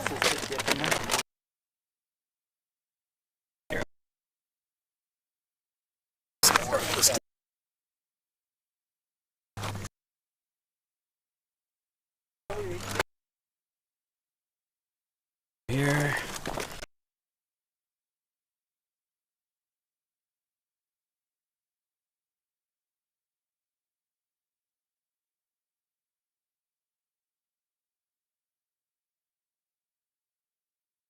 Coelacanth over here, but Ooh. could be wrong. It's my favorite part of the coelacanth. You guys feel good? I got them. Be careful. On this one right here, that I feel like Is this something? Texture. No. I mean, it could just be the internal bone texture. I could be smoking dope on that one, but oh shit, Danny's here. The streams there. Yeah, it does look like a piece of coelacanth bone. Yeah. Is there any more? Yeah, it continues in the ground there. So. Oh, okay. So hit that with some glue, and then get the rock above it. So we got to start moving. You found a bone. Now comes the hard part: getting it out. So yeah, definitely hit that with glue. Put this in a Ziploc, this little fragment. I'll get you one. Do you guys have glue over here? No. Okay, it's simple. You rip it off with a pipette. Oh yeah. I'll go get you some stuff. Oh, hey, Hannah, was the paper, Oh yeah, I'm like looking at the chat right now. Yeah, I you think see it it's there? That one, yeah. Beautiful. See, we've got some people with some skills in the chat. Thank you, Kennedy104. Appreciate that. Yeah. Excellent. We love our sciencey folks. Yeah. Need them balanced on the station. All right, nice. Finding stuff. What are you trying to do? We're doing great. No. Oh. We're doing great. Collaring that one. We're doing Never great. mind. We made the perfect amount. Shut your trap. Don't tell them that we don't know what we're doing. You're We know doing. what we're doing. You're know doing what a we're fantastic job. I have Let's go. never seen Come better. on. Women in STEM. Slay. You Yeah, got this. we're women in STEM, okay? You wish you could be a woman in STEM. Not everyone gets to be a woman in STEM. Some people have to be. I certainly don't. We have to accommodate. All right. What else can we go investigate here? I might even stop and do some digging. How wild would that be?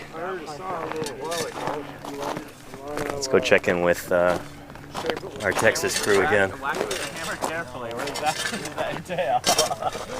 It's like kind of an oxymoron in my head, but I'm sure the real paleontologist could.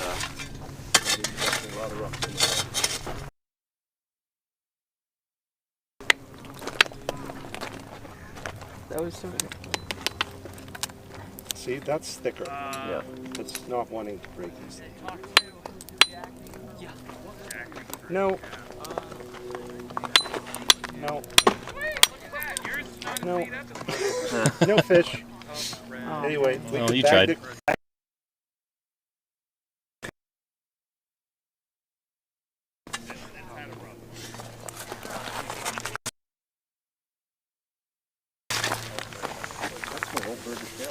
Yep. I was gonna hammer. It looks like it's seen better days. Well, the handle That was the eaten by a leather, porcupine. leather wrapped one. Yeah. Yeah. And of course the sweat, right? Mm-hmm. I went to Walcott's Quarry to eat that hammer. I'm just, We caught it in the act. I'm Really? using it for good luck here. Maybe this will bring some Burgess-Shale level fossils. I've found a lot of cool soft bodies. Get some Opidinia in here in the Jurassic. Now that reminds me, a couple years ago we had pack rats kept coming into our quarry at night and eating all the bristles off our whisk brooms. So they were just useless. And they just kept doing that day after day after day because we'd always forget one of them out and they would just go nuts and eat the whole thing. So, What were they? what's that? What were they? Pack rats. Yeah. We don't know if they were eating them or just taking the bristles back to their nests, but either way, they were making good. Yeah.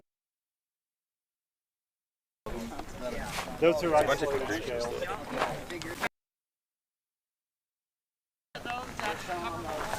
All right.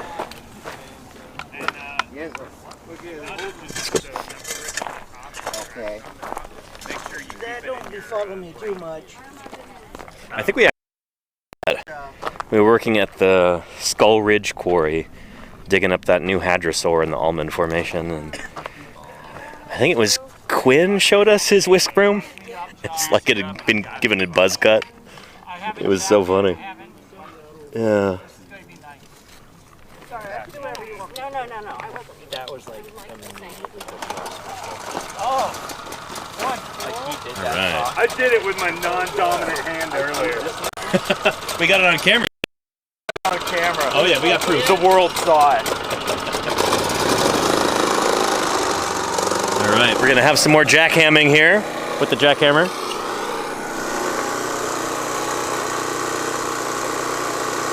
Tyler's gonna make short work of this.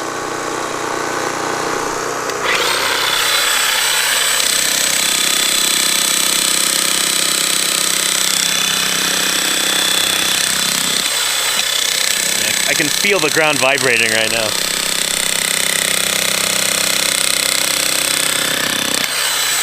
I'm getting in Whitney's way over here too. You're good. Put some side strips around the jacket to make it easier to flip. Yeah. Gotta tuck it in.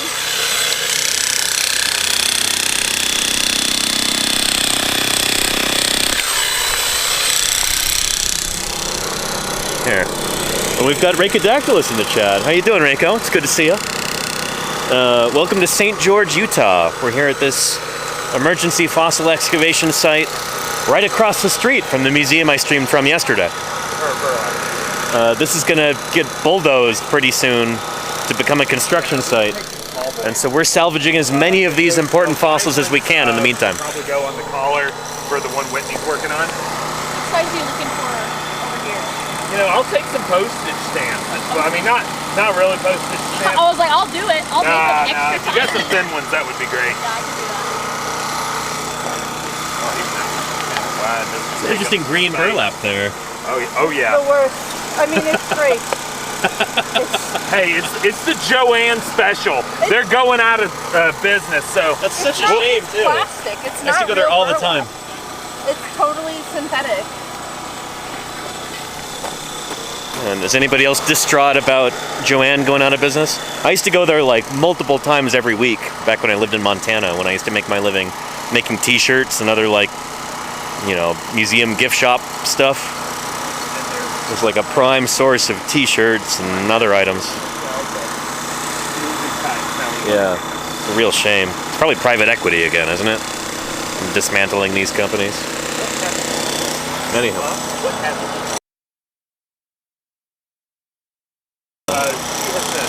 Yeah, an honest bump. Yeah, me too, Dad. Shoot.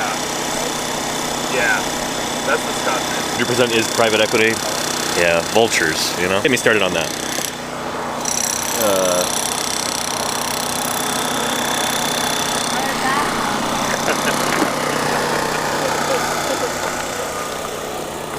In the Judith River up in Montana. Cool. Let's check in on the jackhamming over here with Tyler.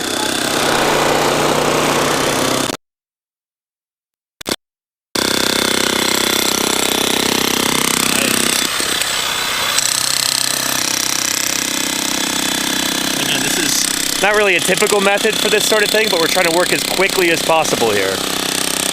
Really want to emphasize that.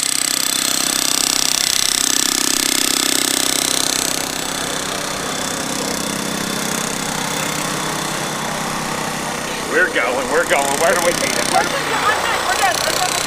You sure? Yep, 2 layers everywhere. Alright, we're gonna do it then.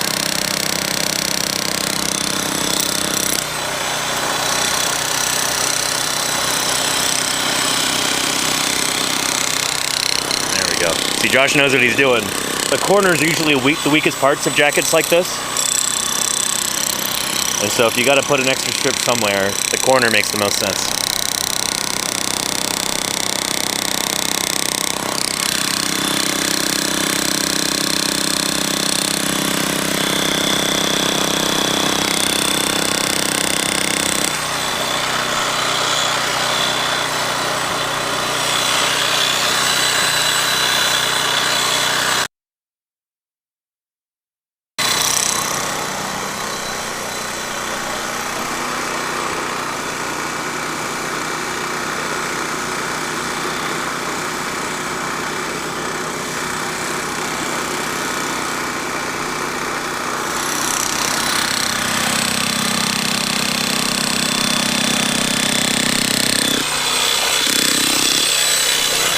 Continue on up here.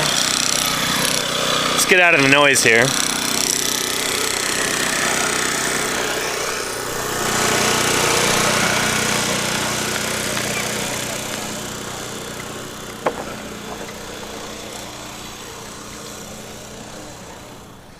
Ah, that's better.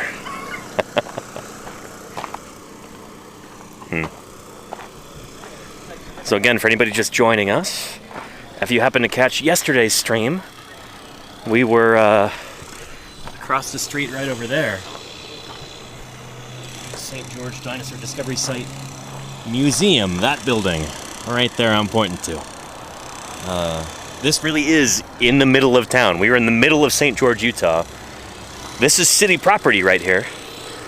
And unfortunately the city has decided to destroy this site to build an electrical substation. So they're going to bulldoze the whole thing. We've got really important fossils here. We've got dinosaur footprints, including some swim traces, like the track marks left by dinosaurs swimming in this ancient lake at the beginning of the Jurassic. We've got lots of fossil fishes from that same lake. We've got dinosaur teeth. We've got burrows from invertebrates. We've got the body fossils of invertebrate animals too. This is a beautiful snapshot of what this environment looked like at the beginning of the Jurassic period, 200 million years ago. We've got stuff here that we don't have in the museum there. So we're trying to excavate whatever we can in the few weeks that we've got before the bulldozers roll in. So that's what's going on right now. I hope that makes sense. Yeah. And let's see here.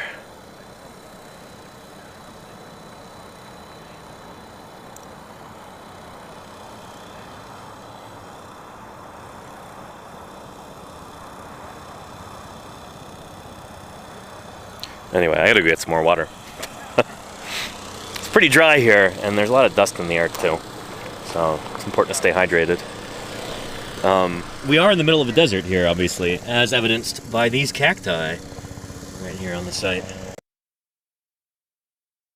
All throughout here, we've got all kinds of really cool fossils, and a helicopter. Looks like one of those sightseeing helicopters. Right up there.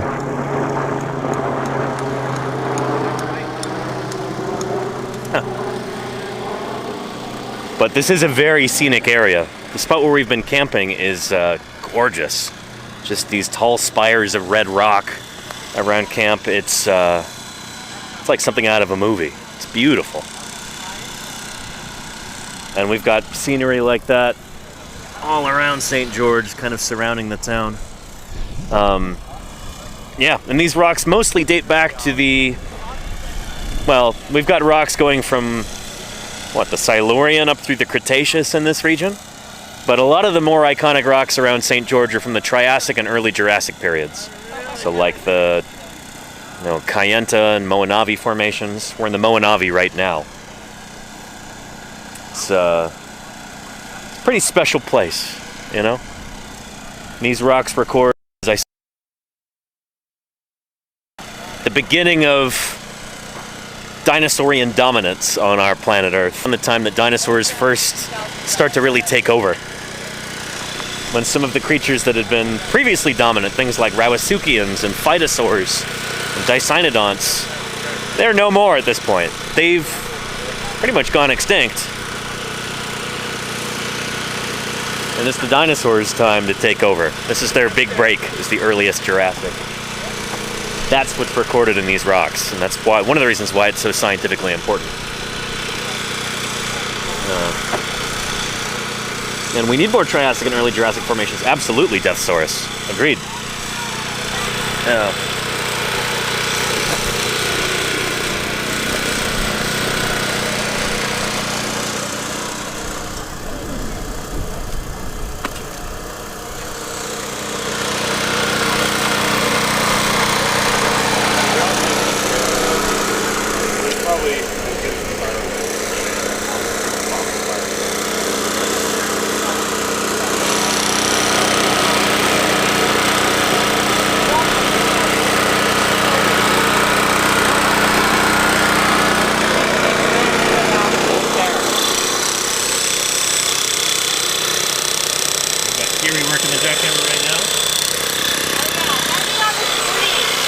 Yes? Women in sub! Women in sub!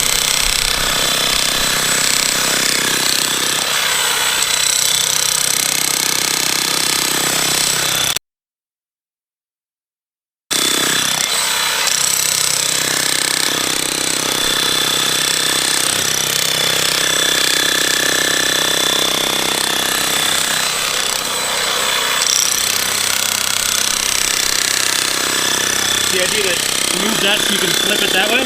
Yeah. Yeah, okay. Do you record this? I'm live streaming right now. Yeah, but do you have recording? Yeah, it'll be up on YouTube later. Is that okay? Yeah. Yeah. Anybody you want to say hi to? Hi, Mom.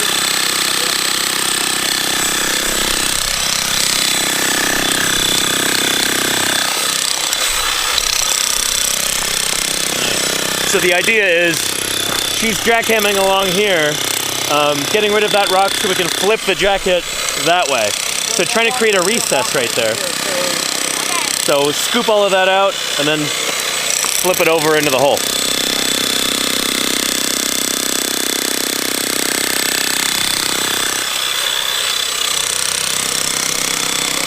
Very cool. Again, normally we'd be digging this sort of thing by hand because could be other fossils in there, but we don't have the time for that. You know, we're trying to work as quickly as we can.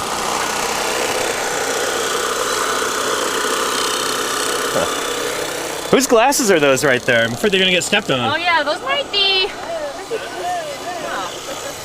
Here, I'll move them somewhere safe. Okay, yeah.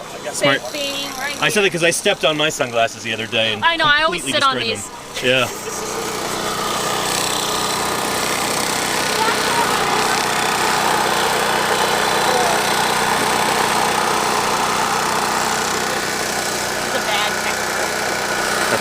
Do you have a preferred method for plaster removal? My preferred method is to wash it off, but I think for water for here. I like the dry method more. I hate the dry method. I find sunscreen works really well sometimes. No? It does get really greasy. All the big cakes come off. I mean, you can just hit it with a little bit of water. Take your backwash. Yeah, take my backwash. Oh, and look at that, really nice. Exfoliated, it's beautiful. Maybe he's born with it. Maybe it's plastic. This is what happens when you've been in the sun for too long. How long have you been out here so far, Josh? This is day 11. Day 11, shoot. Yeah, and taking off tomorrow morning, I think, right? Yeah. I get a shower tomorrow. It's gonna be a good day. Nice. I'm gonna shower and air condition tomorrow. It's gonna feel like, yeah, like you're royalty. Immediately after this. Oh man. I might shower first. You should shower first. Where? That's a meadow. Oh yeah? It's a pre-soak. Yeah. You can leave early enough for this? Yeah. Hell yeah. Nice. All right, cool. Some fine looking jackets here. So these will get brought back to the laboratory. They'll take a cast cutter and just go zzz around that lip, around that like pie crust, lift it off and start prepping it. Got some nice fishes from here. And some of them are probably gonna be new species. So, exciting stuff. This is scientifically important, you know? Adding to the sum total of human knowledge, as I like to say. Stuff that's new to science. It's exciting.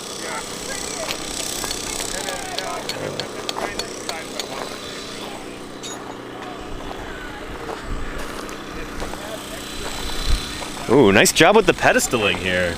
Well, it's looking nice. Part of it was by accident, but there it is. Yeah, sometimes it just comes out in a big chunk. Yeah. Yeah. Yeah. Yeah. And Andrew was just looking in that piece that has the broken piece on top there. Mm-hmm. Yeah, it's got bone in it and stuff. Oh, okay. So it's maybe a continuation of the piece of fish that they found. Okay. Maybe, I don't know. Yeah, yeah. Exciting. Hopefully we can get that jacketed today. Well, I'm trying to get somebody to do it now. Awesome. Good to hear. All right. Cool. Nice. All right. Anything good over here yet? Not quite. Just good conversation, good friends? Oh yeah. The real paleontologists and friends we made along the way. There you go. Ooh, we got some right here. That could be something, yeah. Yeah, we'll see. We'll found a lot of like. it out. Found quite a few concretions over here. You know, you can take a look at these. But you know, nothing really obvious. I'll take that one. Yeah. All I got was scales. Okay, yeah. Could have something in there. I was looking in the lab yesterday. You probably saw in the lab too during the tour.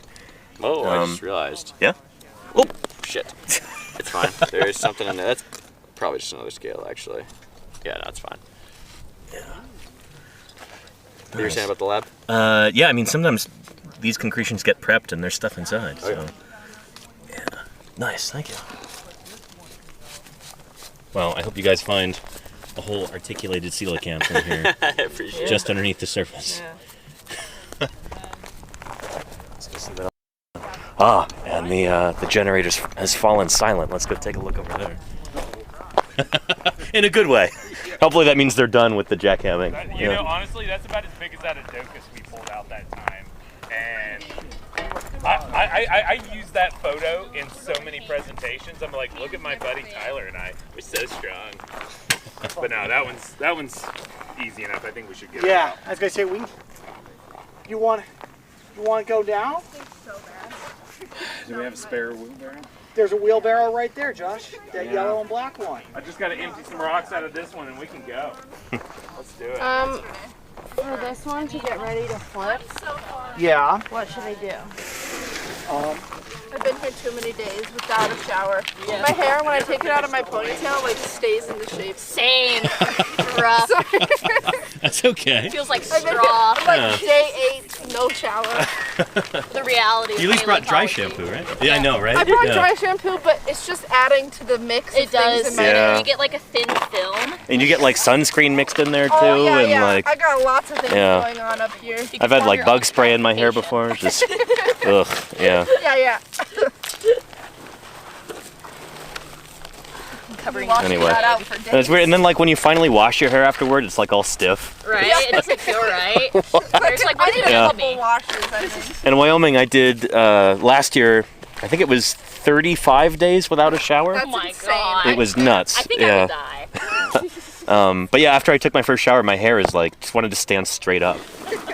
Like, Like an inch of growth that had never been showered at that point. it's crazy. Yeah. It's like Yeah. shampoo you've never heard of. It's like we've never been clean before. This is a nice recess here. That should flip right over. I know. Can't wait to get Yeah. this guy out. He's been in the jacket there in the ground for so long. Nice. This is the one that was under the tarp, right? Oh yeah. and there's the tarp. This fish too. He's like right on a little fault, so he's like crunched in half. It's gonna Oh, be an interesting. prep process. Huh. It's a nice long one. And I saw the fish in the lab that was being prepped by the one in Carbo Wax. Who was working on that? Oh yeah, that's gonna be Sally. Sally, yeah. It was amazing. Isn't it beautiful? Both sides of it. All right, it's absolutely fantastic. She's been working on that fish for, shoot, 2.5 years. Crazy long time working on that. I might not be fully correct on just working on it. Is it going to be a new species, you think? Maybe. I mean, I'm not entirely sure. I mean, I know it's going to be absolutely gorgeous for display. No, it'll be worth the effort either way, but yeah. But I mean, that's a lot of these fish. If they get nicely articulated and whatnot, they can come out just absolutely beautiful. It just takes a lot of time to prep them. Right. Mostly because of that iron concretion, it's just so tough. Cool, I'll check back in a little bit and see the progress.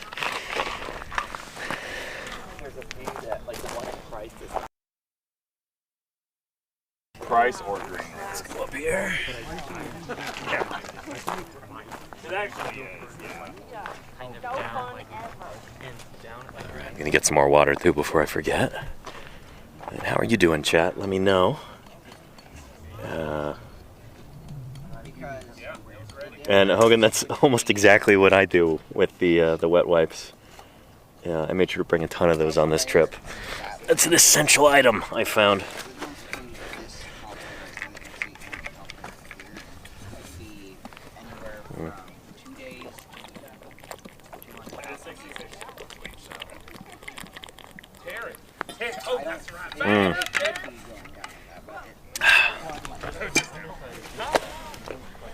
All right. Ace SP says, are you finding most of these fish in the concretions? They've got kind of concretions over them down in that layer. A lot of like irony stuff that's kind of formed around them. So you can't quite see all the morphology until you get them into the lab and actually prep that stuff on. In this layer, we're getting more loose bits of fishes. I don't know if it's just a higher energy environment, manure to the shore, something like that. I don't know.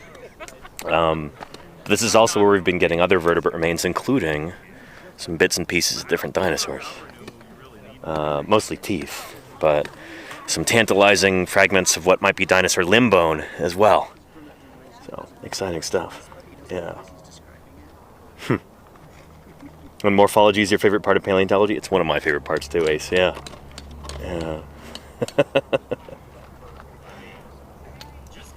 Anywho.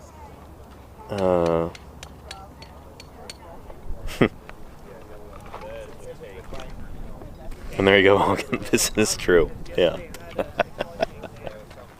I don't know. It's important to drink more water than you think you need, especially in a place like this out in the desert. Yeah. Let me clamber up to the top of there, and we'll see if we can see if our heavy equipment is left for the day. Sounds like it has. Oh yeah, okay, there's the big cat up there. It's currently still.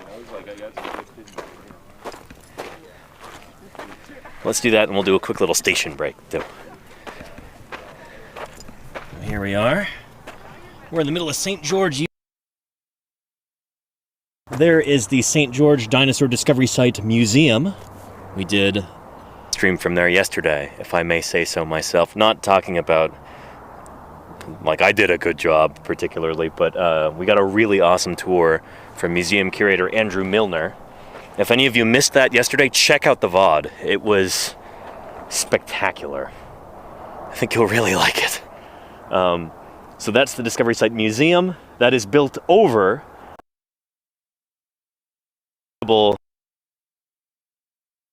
footprints, some trackways, footprints of other critters like, you know, early Jurassic crocodilomorphs. We've got traces like kind of digging in with their fins just the tiniest little bit over some of these subaqueous surfaces like river or lake bottom. It's awesome. Really, really cool museum built over those trackways.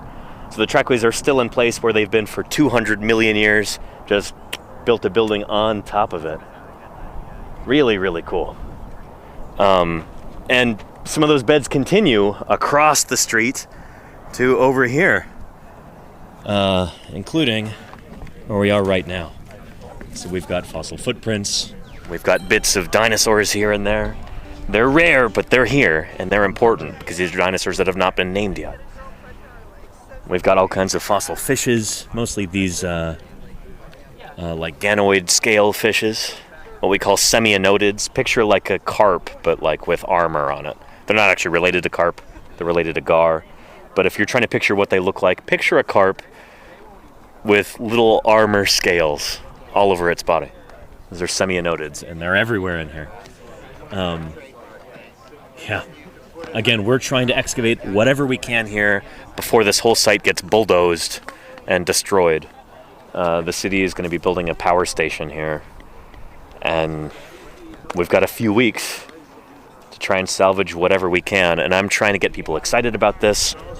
I'm trying to kind of plead our case to the public. Come help out.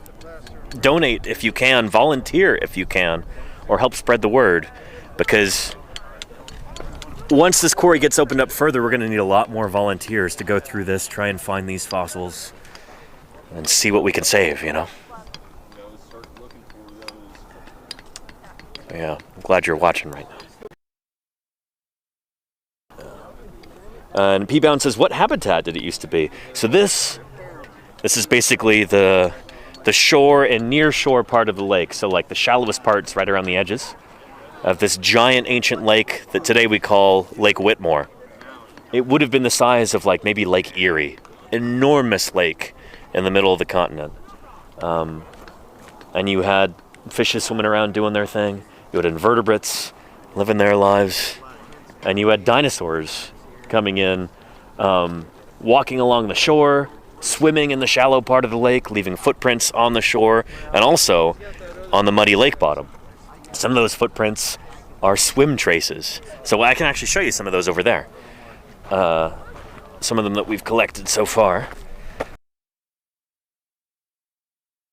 As the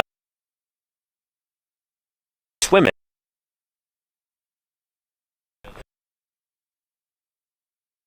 especially buoyant.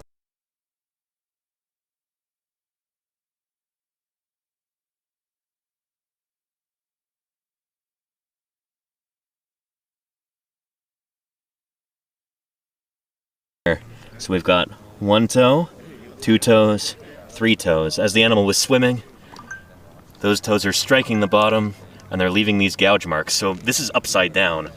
So what you're seeing was the toes going like that and leaving those streaks right there. This is one of the first sites in the world.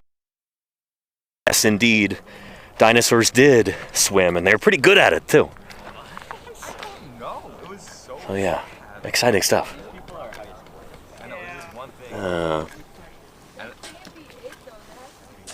Let's see. And a way to turn that in might definitely. Death Stars, have him get in contact with Jaleesa at the museum. Send him a message with her email address. Your curator. What's the email again? We've got a command for that. And Trixie Horses in Minnesota, we have the Minnesota Mineral Club. I'm thinking the scope will be more like theirs. Yeah, we've got some folks from Minnesota here right now. There's some Minnesota license plates in the parking lot. So we've got some folks that have shown up from, what's the nickname? The something state? Or the Iron Range? Oh yeah. Anyhow. The North Star State. There you go, Trixie Horror. Excellent. Yeah. Yeah, sure, you betcha. Oh yeah, don't you know. Oh, guy. Yeah. Land of 10,000 lakes. Oh yeah. Let's go see what else. Well, I'll show you a couple more tracks. A couple more footprints, and then we'll go back and look. Here's one right here. It's not the prettiest, but there's the heel. There's one toe, two toes, three toes right there. And there's another one. Middle toe, side toe. Oh, another one here. Heel right here.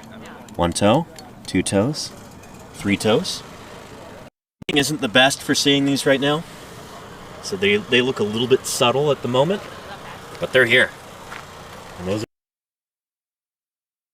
are right down there. Yeah. Stuff, and they've got the generator running again, so that means we're gonna have some more Take a look.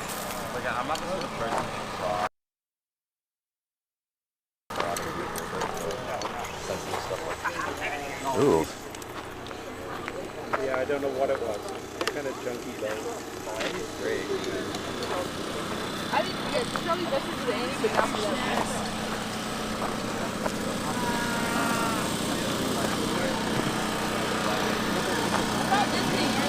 And Jody Fish says, I'm guessing you're just outside of Slick Rock Park. I think that's nearby, yeah. I don't really have my bearings yet. This is my first time in St. George, so I don't really know my way around. But I think Slick Rock Park is nearby, yeah.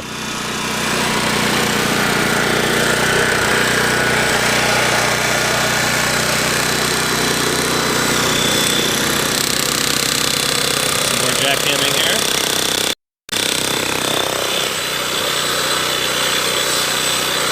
Nice.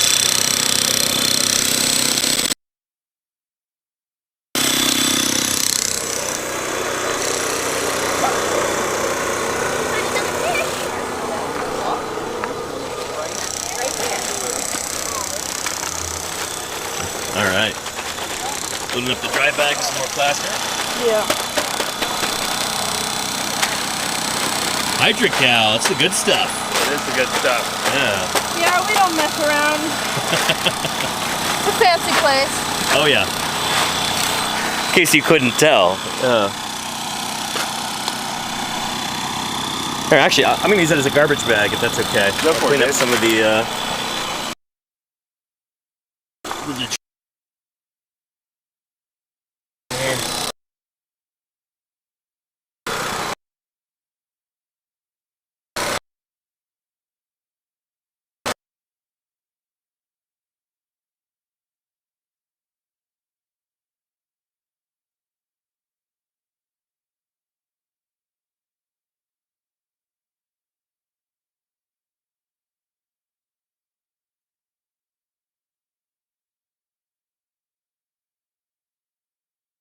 one hand behind my back, so to speak.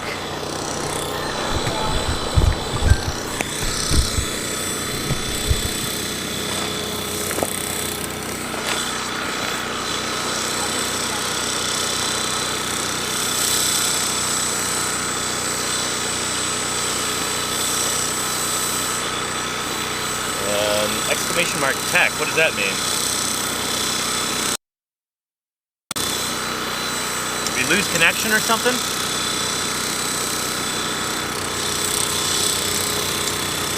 We're good, okay, thanks, Claire.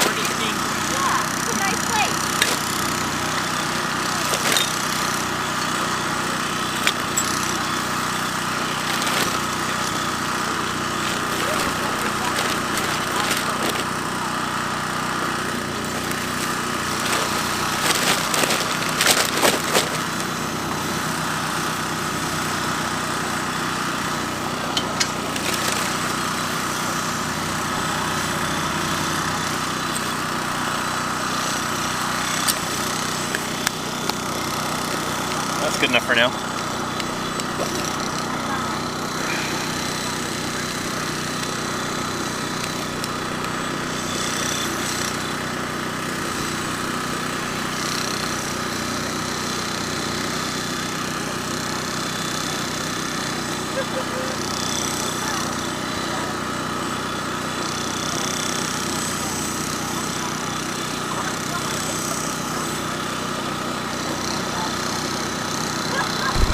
There we go.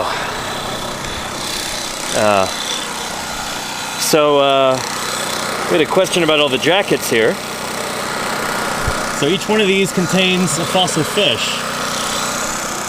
Most of these, if not all of them so far, are lepidotid, semi-anodid fishes. It's like I said the other day. If you've seen any illustrations of like baryonyx, a dinosaur from England, that spinosaurid, fish-eating dinosaur, artists love to draw baryonyx catching semi-anodid fishes like lepidotes, Shanestia, whatever the name is for that critter nowadays. These fish look kind of like carp, but they've got these bony scales. Semi-anodid fishes, that's what we've got here. So every one of those jackets has got a fish in it, and some of these are going to be new species. Some of these are going to be new to science. It's important stuff.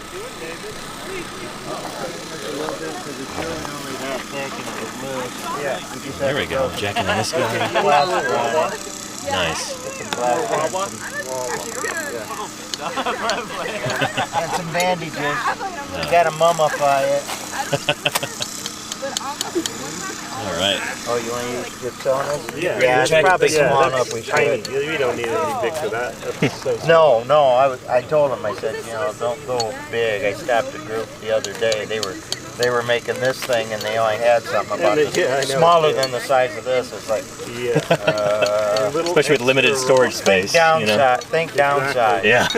Get them as small as you can. Especially if you find out it's only a little red scab on top. I don't think it was, but it's not going to work, is it? You can go too crazy with it too. You're going to need those. I need more TP. Should I get you some? Yeah, sure. There's a roll there. Yeah. In the black coat. In the black tote, you got it. Oh, you got some. Okay. False alarm. I thought you were using that roll. I didn't even see it there. I thought it was his personal roll. In case of an emergency. TP, multi-purpose in the field. Yeah. For sure. It does have more than one purpose, for sure. Okay, my pocket is all fine.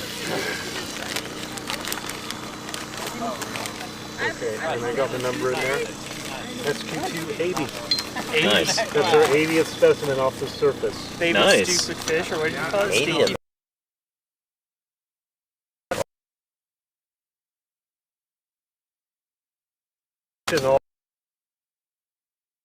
Stinky fish. Yeah.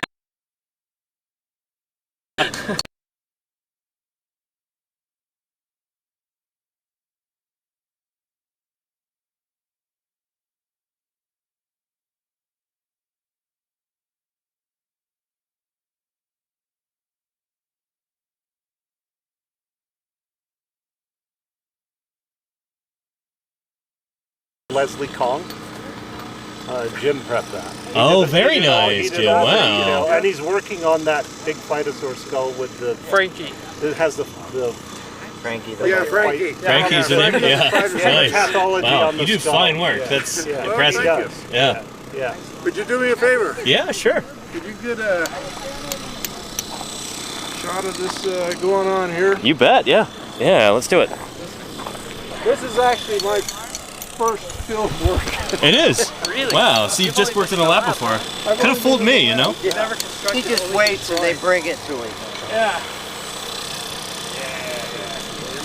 So I got some of my favorite people here, and my first deal, so I got to record this. Right, yeah. Hey, let me over here and get your face because you're kind of in shadow right now. So how do I want this? That's better, yeah. Just Nice. medium rare? Do another one from this angle. All right. Excellent. There you go. All Hopefully right. we've got a good one there. Thank you. You bet. Is that, yeah, I've only done burlap, but I've never done gypsum. I would do smaller strips. All right. You just dip it. Very easy. And then lay it on and just like spread it around the jacket. Nice. David will help you. I can't reach. And then you want to get along the sides At those and short the little areas T-Rex where arms. you can tuck underneath. So just get like 2 coats on the entire thing. I think that'll probably do it. So these 2 gypsona rolls will probably be good. So here. the mini gypsonas. Yeah, these are really small. Yeah. I wish we had them, just don't know where they are.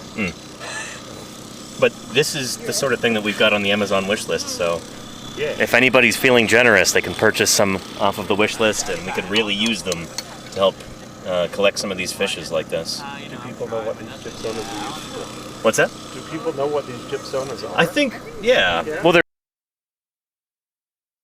a bunch in the field. I've shown that on stream in Doling's Bowl and in White. But for anybody who's new, if this is your very first time watching paleontological fieldwork here on Paleontologizing, then this is creating a protective cocoon around this fish fossil, so we can get it out of the ground without it crumbling to dust.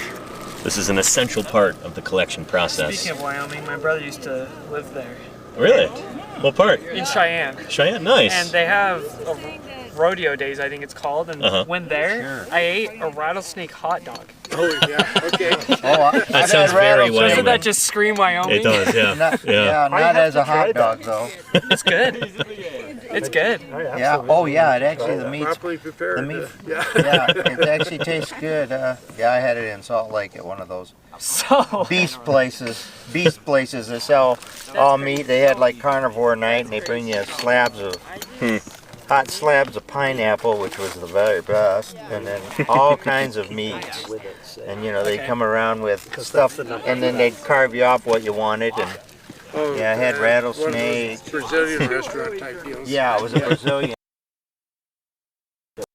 Was there? Yeah. And yeah, it was Very really cool, good. sir. They're going to continue to jacket this. Let's go walk what's going on. Okay, the generator just turned off over here, which means they'll be clearing some more of the rubble in order to be able to finally flip that jacket over here. So again, each one of these contains an important fossil fish.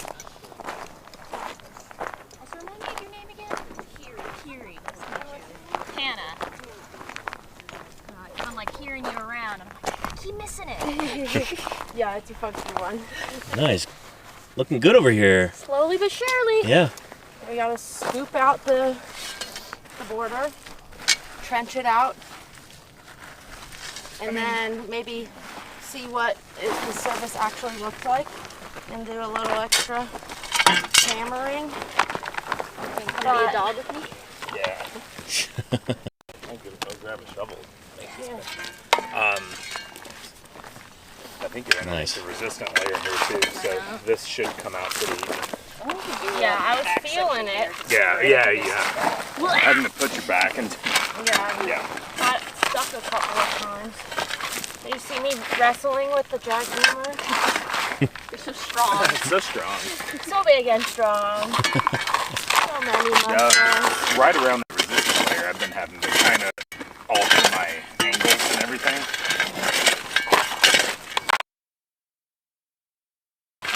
You get a little bit of kind of come in from the side.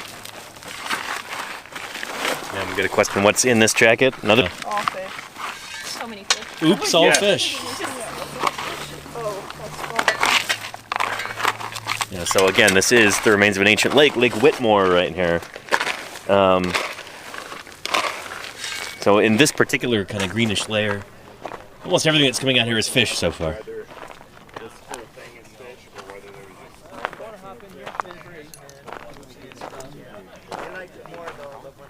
So if you want to find other things other than ray fin fish, got to go up in here. We've got some lobe fin fish, including some dinosaurs.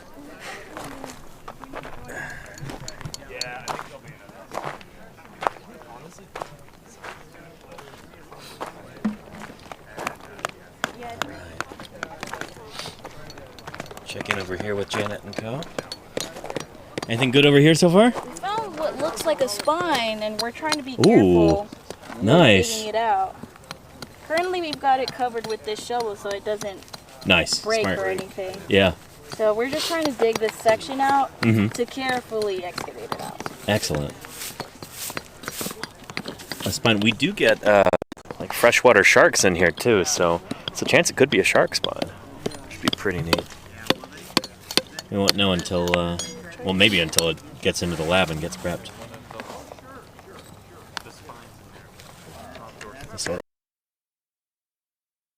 lot of patience, and part of that patience is like waiting months or years until the things get prepped in the lab. But yeah, that's all part of the job.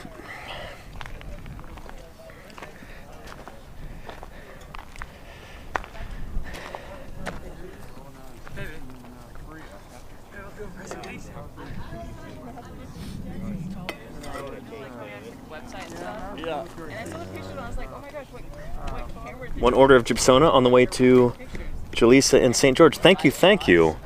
Kennedy, really appreciate that. Here, I'll tell Andrew. Got another order of gypsonas coming in, courtesy of one of the chatters, so thank you. Really appreciate it, yeah. About how many specimens do we have so far from here? You said like 80 fishes so far? Okay, so the lower level we're up to 80. 80, nice. The upper bed.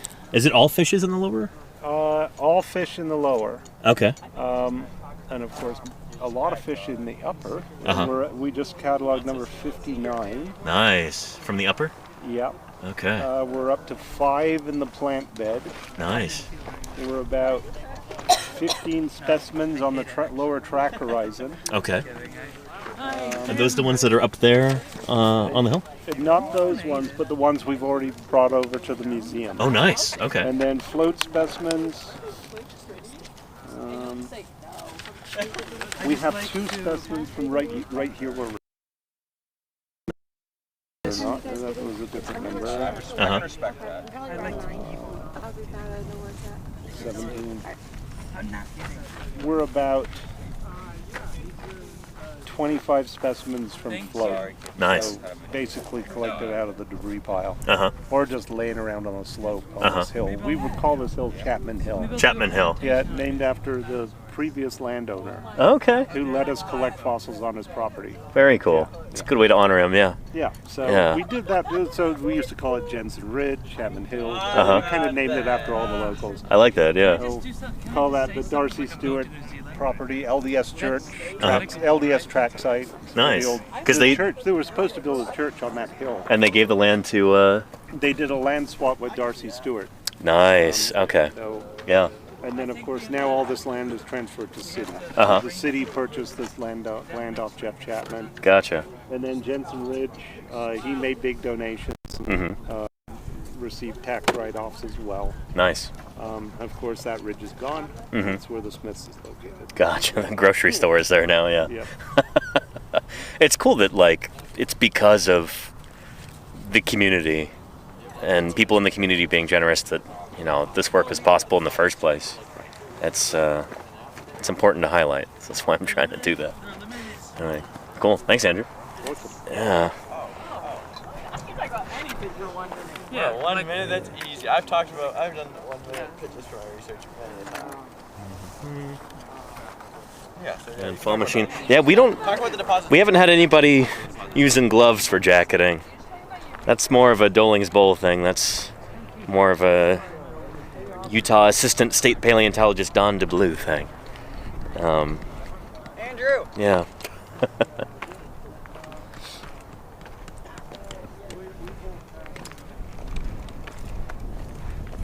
All right, so we've got some paleontologists standing around looking at a jacket. Oh, whoa, we're going to jackhammer again? We're not going to just beat on it with the We're gonna jackhammer again. He wants to jackhammer. Let the girl jackhammer. Let the girl cook. Yeah. Sorry. Women in STEM. Women in STEM. Let them cook figuratively, not literally. Well, and let the girl jackhammer figuratively and literally. Yes. What's the figurative? The sex jackhammer. You didn't hear that, Chad. You didn't hear that. No. You can cut that out, right? That's how live works. You can edit that out in post. Kiri, are you ready? Yeah. Okay. All right. Bring the noise. You can't bring me anywhere, okay? A second person.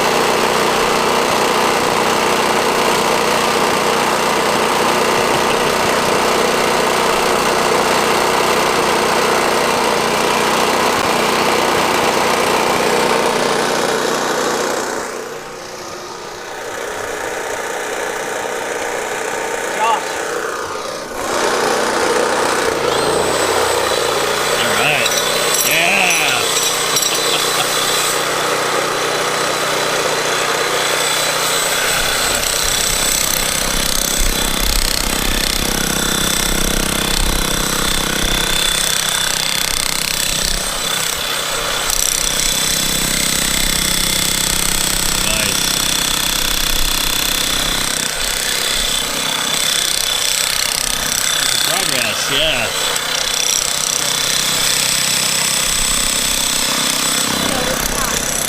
We're probably gonna need the jacket. You want a shovel to stick under it to feel better? Or? And try it just a bit. Nah.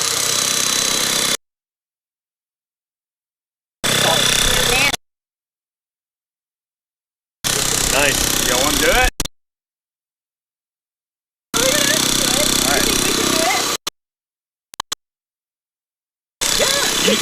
Gotta go quick. All right, on 3. 1, 2, 3. Yeah, all right. Very nice. 15 people clapping for you right now, figuratively.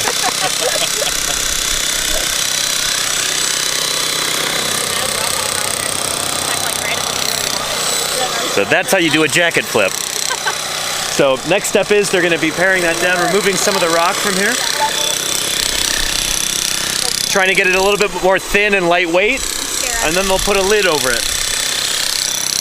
Well done. Nice.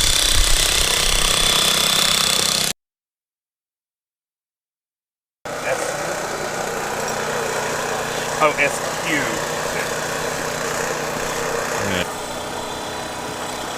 SQ240. Often when you catch the plaster before it's fully set, you can actually carve into the surface a bit. 40.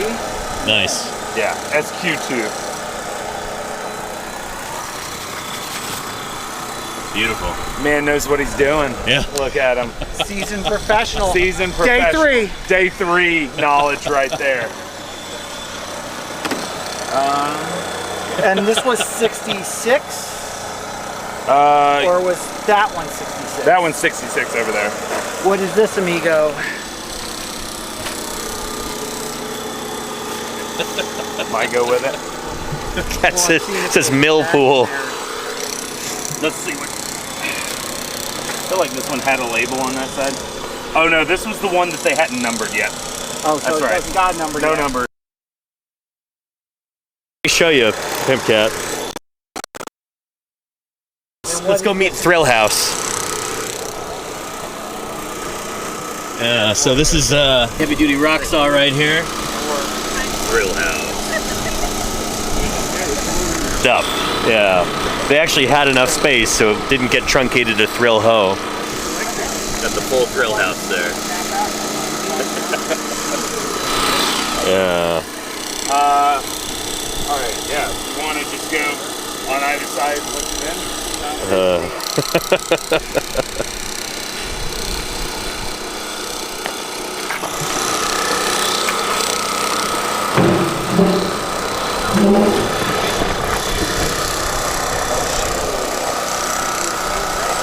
It's fine. It's only slightly sketchy. Well, here, let's set it down there.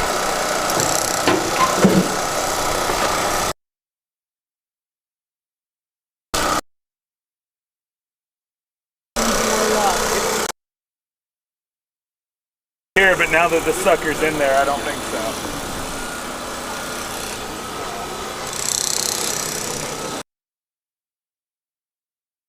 Keep me from tilting.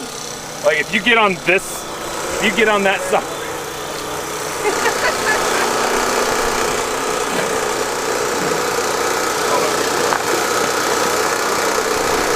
Yeah.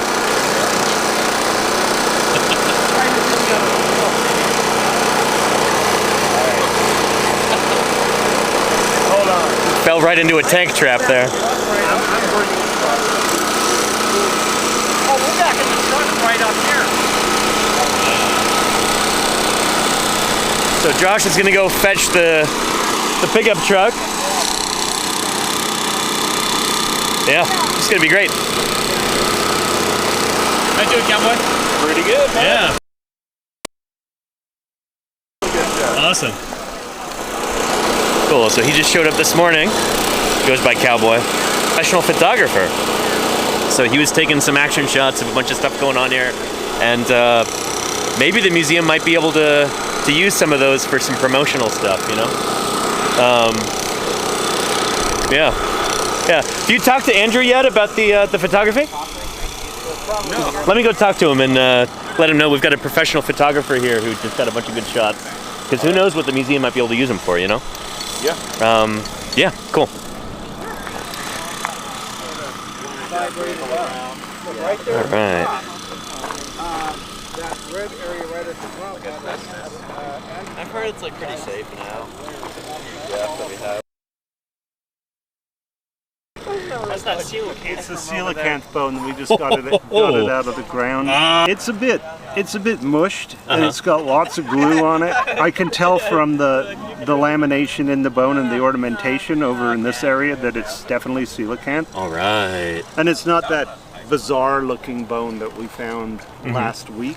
Okay. This is something different. Nice. I mean, sorry, this is the more common kind that we have, I believe. Gotcha. Anyway, I don't know what bone it is. It's definitely from the skull, but So the texture on it is different from like a rayfin fish? Is that the idea? yeah, so coelacanths tend to have ornamentation on the outside of the bone. Okay. This one has got very fine, subtle ridges, whereas the one that we found a couple of weeks ago... Oh, the one right here? Yeah. Yeah, okay. Really, really cool looking bone. That is just like crazy ornamentation. Nice. So it's very different. Cool. Anyway, don't know what this is until we prepare it. I'm hoping it's more than just a fragment. Yeah. And you can see there are chips in the bag that fit on this end. Nice. I don't know, I think there might have been some pieces that were actually lost. Okay. Or it's just a rotten piece. Yeah. Anyway, I came over because I wanted to let you know we've got a professional photographer in the quarry. This is Cowboy here. He's been walking around taking some excellent photos. That's right. We communicated over email. Nice, okay. Is that right? No, that was not. Oh, okay, yeah.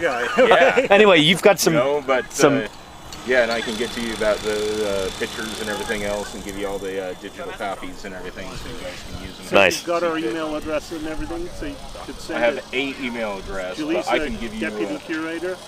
Yeah. Cool. Sending them I have to hers. Lisa will be great.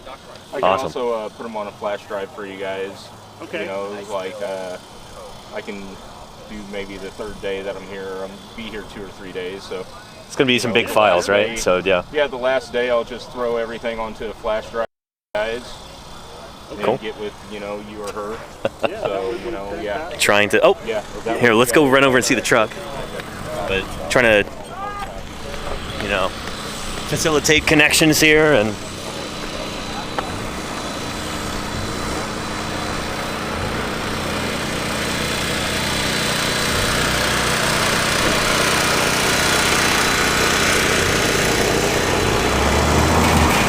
Oof.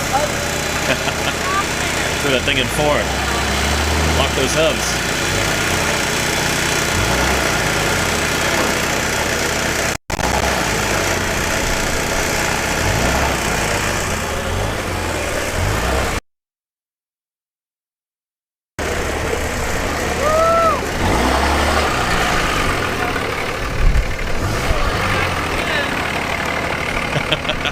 Day 4! None of this day 1 garbage here. We're on day 4 now. As I was saying before, Josh here is curator of Prehistoric Museum in Price, Utah. And he's been invaluable here at the site. What's with the 18 on here? Were you part of a demolition derby? Yeah, we were. We destroyed everyone else. It was also called the Helper Utah Christmas Parade. Nice.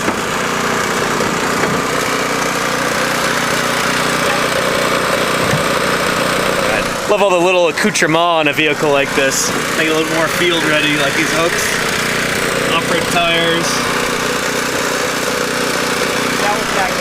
It's a hard-working vehicle. I got it myself, a little stuff stuff.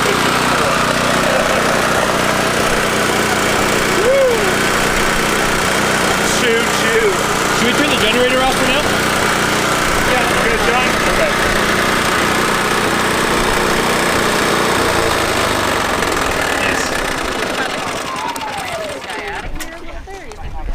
I think we got him. Cool beans. There's nothing that can't be overcome without liberal application of brute force. 1, 2, 3.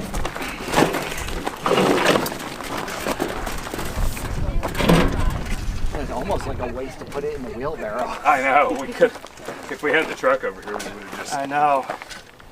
Can you get a grip on it? I got purchase. You got purchase? I got purchase. One, 1, two, 2, 3. Jesus, you got most of the purchase. All right, well done. It's a good thing I'm so strong. So strong, Tyler.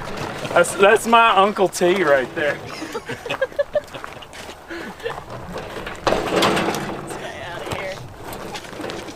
Ace SP says, is this the busiest the site has been? What do you think, Hannah? Getting there. I mean, Yeah? not as finding things, but flipping stuff over, getting it out of here, definitely Nice. very, very busy. Pretty dynamic today. Glad I've been able to help, document this and show everybody at home what we're doing.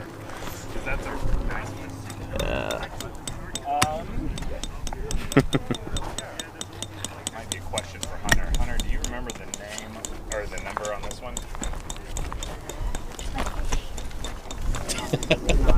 It's got a fish symbol. We just plastered it yesterday and it didn't get a number yesterday.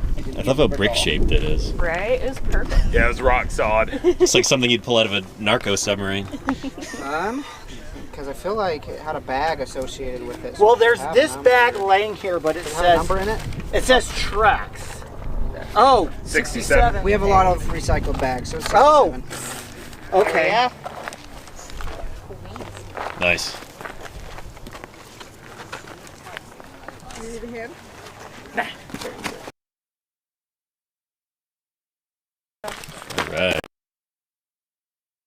We do. Hunter, this one didn't have a number on it? There was no bag not have a number in it either. I don't think so. Maybe it didn't get a number yet. Yeah. Should I leave it? Came from here? I think I can probably just get it. Yeah, tell him to. I like that clever, the paleontological we, like the royal we. I'm sure I use that a lot when I'm talking. It's almost a tick. It might have been.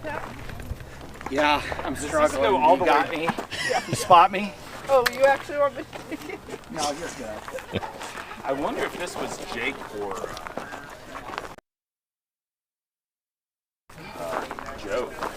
I wonder if it's been there that long. Because where was this? Was Jacob's a different? Was Jacob's that little one? Different. Oh, and Zool. The white things like Josh has got, that's a field jacket. So in here we've got encased fossil fish. There we go. He's doing his best Vanna White pose right there. So that's basically a protective cocoon that we build around the fossils to get them out of the ground without them crumbling into a zillion pieces. So, yeah, you'll see a lot more of that this summer when I stream from probably Wyoming and Utah and maybe some other places too. I can leave it here. We don't have to send it just yet. Yeah. Have you guys been using that? What's this thing called again? Chauvel? And Helix Fossil says any sleeping or resting tracks found in this site. Not here yet, but we yesterday's stream from the museum. Yeah, from right here. But yeah, we had the 4th dinosaur sitting trace ever found, and the only one with handprints too, from a big theropod dinosaur time period anyway, early Jurassic, like some sort of Dilophosaurus-like animal. Yeah, sitting down, resting its butt on the ground and its hands too. It's pretty cool. We got to get a clip of that. That would be neat to share. That's my favorite trace from yesterday. Mine too, Lenita. Pretty darn cool. Yeah. Hey, I got this hat first. And Jody Fish says, do we need to get you some boxes of gallon-sized Ziplocs? Do we want to get that up on the wish list? That's a good question. We'll ask Andrew. Yeah. I don't mean to offend you, but I did see him wear the headband and that Yeah. purse. Okay, what else? I was trying to All right, cool. Nice. Awesome. I've got a question from the chat. Would you be able to use some big gallon-sized Ziplocs or other stuff on the wish list? Oh, big time. Big time? Yeah, we can use that kind of material. We go through Ziplocs. Nice. Like crazy. Yeah. We should talk to Jaleesa and get that up on the wish list then. Yeah. Okay, cool. Cool. Yeah, thank you. All right. Good question there. That was Jody Fish, right? Thank you. I wore that everywhere, dude. That was messed up. Let me go get some more water. Gone through almost the whole water bottle so far today. It's good. It's a lot more than I drank yesterday. Or the day before. Yeah.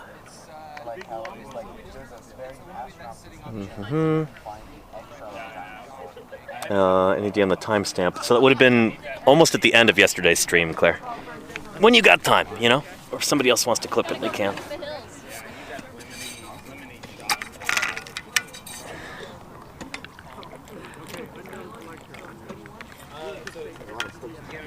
All right, all done. Nice, and we've got probably about 20 minutes until we start packing up here. You can tell work is winding down a little bit as we approach 5 o'clock. And then your map grid. Some people will do a coordinate system. Some folks will do A, B, C, D, 1, 2, 3, 4, and have a grid that way. Yeah, just because there's a need to get as many fossils out of the ground as possible, we haven't been mapping so far. Just kind of numbering as we go. So essentially, they've got their field notebook over there. They're just going through numbering 1 through whatever as things come out of the ground or as things get jacketed. So. This almost looks like a sauropod trackway here. I know, it kind of does, right? I wish. That would be cool. We wouldn't have to collect. Well, if they're building a substation over top of it, we might want to collect it. But we'd probably do some photogrammetry. So just like count the holes we've made so far and then number it like that. Oh, I don't know. These are fish craters here. Got out an order. So Hunter's working There was on one found there, labeling one that down jacket there, right there. some That's got a down fossil fish in it. There's more here in the back of the truck. Very suspicious white brick here. There is a fish in this one, and one in there too.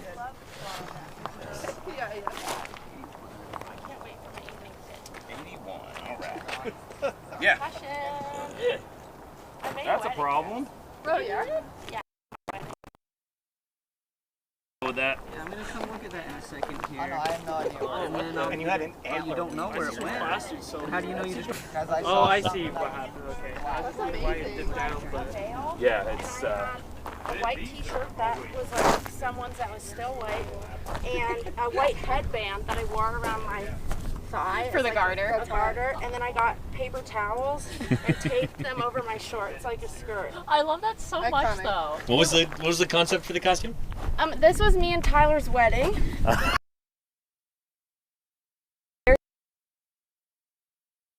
In the field?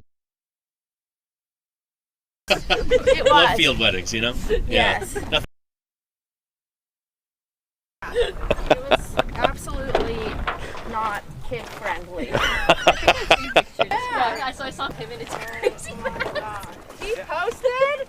I didn't. Oh, It was just him. Yeah, it was It was just just him in his crazy costume. I was gonna say I made a sweet bolo tie out of the shoelace. It's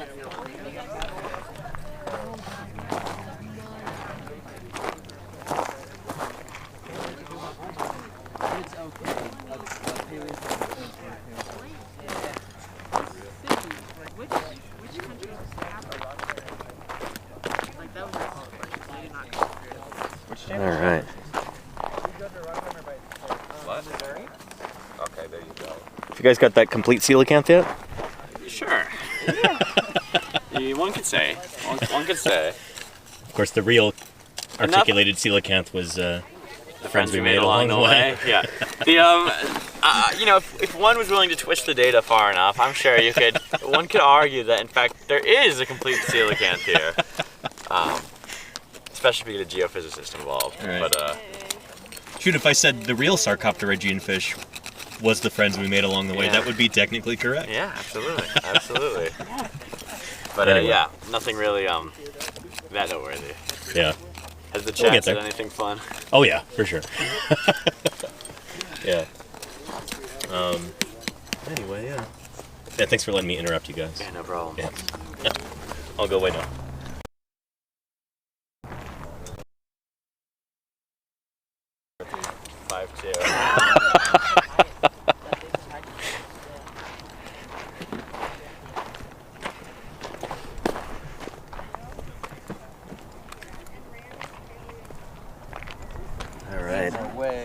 a scale. Oh, in real time. Oh yeah. Awesome sauce tash. Live on stream. Just a little bitty. Right there, yeah. There we are. Fish scale. Nice. Beautiful. Thank you. Perfect timing. Was it like sticking out? No, it was like woohoo. It was just on the underside, and I just pulled it over. Crumbling in real time. That's it right there, right? Yeah, a little dark thing. Yeah, that's cool. Nice. Nice. Oh yeah. Cool. Good find. See? Catching things live. That's what this is all about.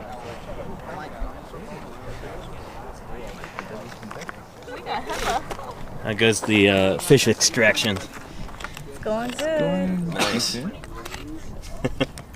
Do we know this? Janet, you have like the fish lure. It's something. The fish lure. You found all the fish. I found all the fish. Oh no, I'm about to find the edge of that cliff. Alright. I almost fell when I was trying to maneuver around.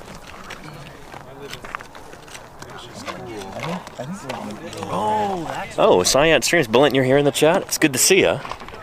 Welcome back to Paleontologizing. Here, I should do a quick station break for anybody new coming in.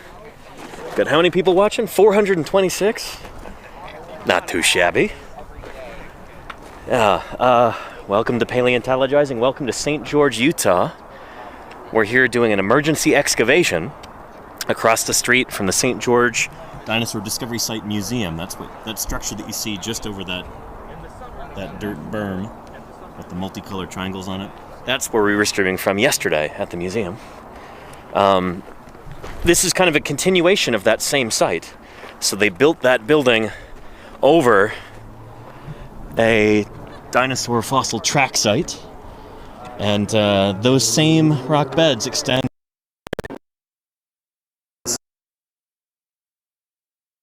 earliest Jurassic period, about 200 million years ago. And this is the time when dinosaurs are first starting to really... It's important stuff.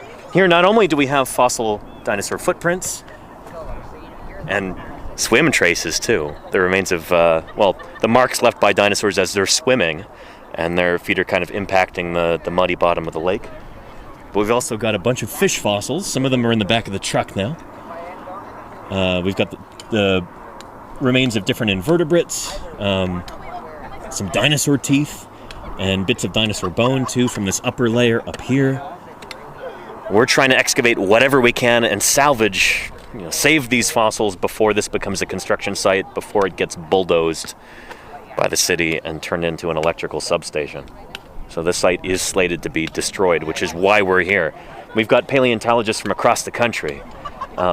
We've got volunteers and students and fossil enthusiasts from here in Utah. We've got a bunch of people from Texas and Austin. I came here from the Bay Area in California. We've got folks from as far away as Michigan and Minnesota. It's all hands on deck to try and save whatever we can before this site is no more. And you can help. There's some donation links to contribute funds. You can purchase things off of the Amazon wish list for the museum here in St. George. Or, if you have the wherewithal, you can come out here and volunteer. You can learn how to dig fossils. We've got folks here who have never done it before. They're learning on the job. So if you've ever dreamed of that kind of thing, you can come out here for the next month, basically. It looks like the bulldozers are going to roll in sometime in May. That's what we've been told, at least. So, yeah, you can make it out here. You can help us out and contribute to science in that way. So, think about it. And you'll be there soon, Hellberry? I'm looking forward to it. Yeah. Have you contacted Jaleesa yet? Got to email her to get everything rolling. And the fossils are going to the laboratory, ACE-SP, yes. The same laboratory we saw yesterday at the museum. So, yeah. Yeah, good stuff. Let's go check on our fish jacket over here.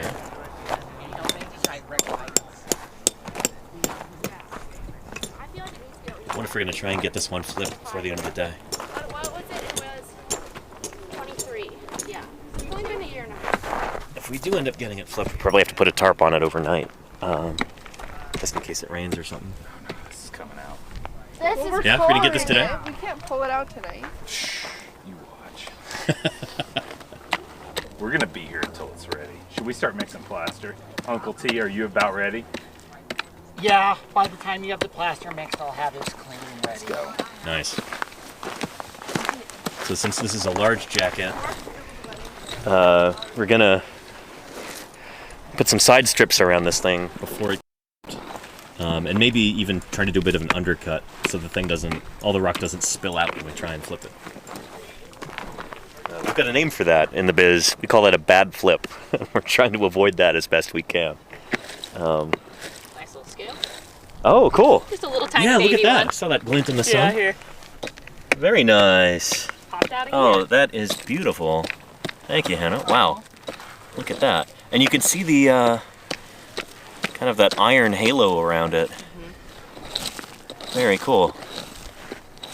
Yeah, so for whatever reason you get that kind of, you know, dark red iron halo around these in this layer. That's really cool.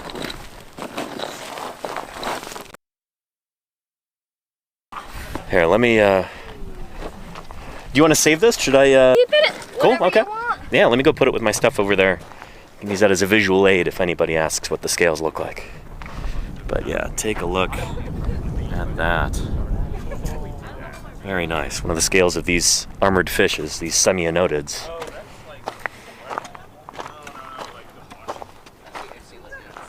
Yeah. Oof. Oh, and we got Dyson Dinosaur here. Filippo, how you doing? Welcome, welcome. Hope you're having a good day. If anybody's not yet following Dyson Dinosaur, you should get on that. He's a dinosaur paleontologist, works mostly on ornithischian dinosaurs, including their pathologies, injuries these animals sustained during their lifetimes. What's interesting is we might be able to see some injuries in these dinosaurs in their footprints, like irregular morphologies for their pedal digits and stuff like that. But yeah. My hands are just wet. I think that's the only one we'll need to count, right? Oh, and that one. Yeah, very cool. Yeah, we do. Oh, you're in Birmingham for cool dinosaur biomechanical research. That's awesome, Filippo. Are you staying there until SVP? To make my way over there for SVP this year. Sounds like you've got a head start. Yeah.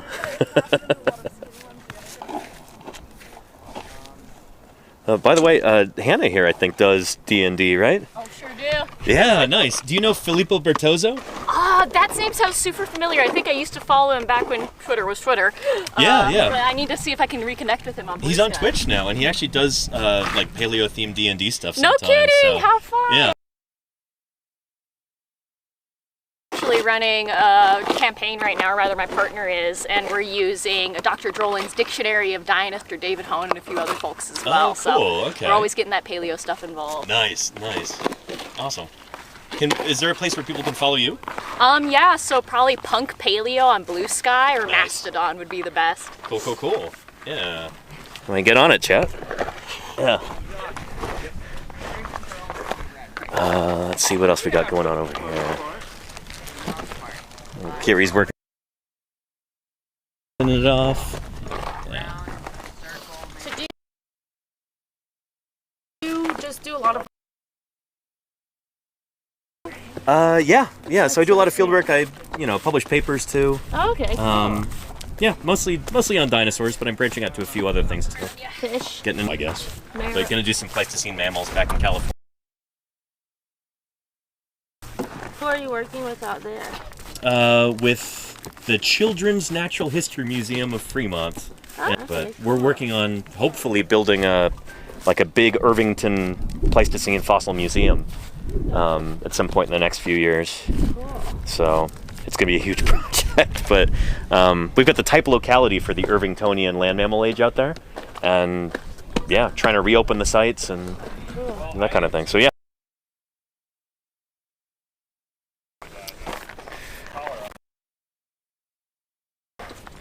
see what else is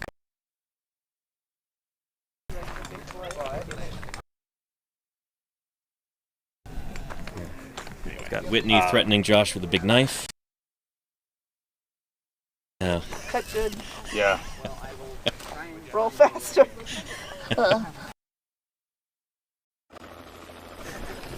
Sorry, I didn't mean Are we to doing interrupt you. thirds again or half? No, you're good. Let's just do that. We should do quarters. We should do each of those half again. That's exactly I like what I'm the doing. skinny one. That one on top of it. Yeah, Maybe just have like some plastic thin handles. serrations. I grew up using a bread knife, but that one, I've kind of grown to like that type. You know what's a little overkill but works really, really well? What's that? Fabric shears. Yeah. That's what I got for the UGS crew last summer, and yeah, it cuts it like butter. At Denver, we would I wanna cut like lose a lot at a time, and we use an angle grinder. We'd roll it up real tight. Nice. That's efficient. It was. You can be anything, be efficient. Be a fish. You can be anything, be a fish. A semi-anodid, specifically. There you go. Yeah, you heard it here. All right, coming up on 5 o'clock. It doesn't seem like anybody really wants to stop yet, which is awesome. Enthusiasm is high.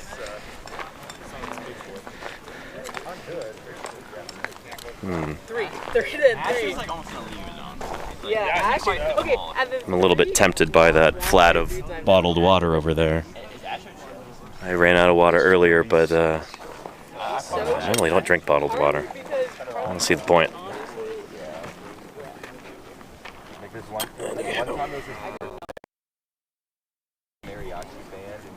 Let me catch up to chat here. Come over to our table and play Happy Birthday to them. I have videos of this.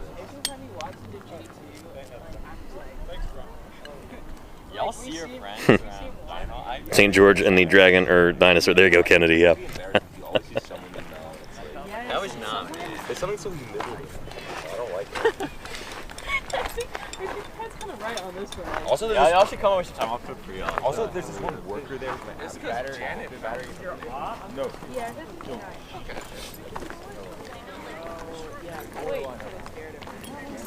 Is it turning into anything, Jenna? What's up? Is it turning into anything?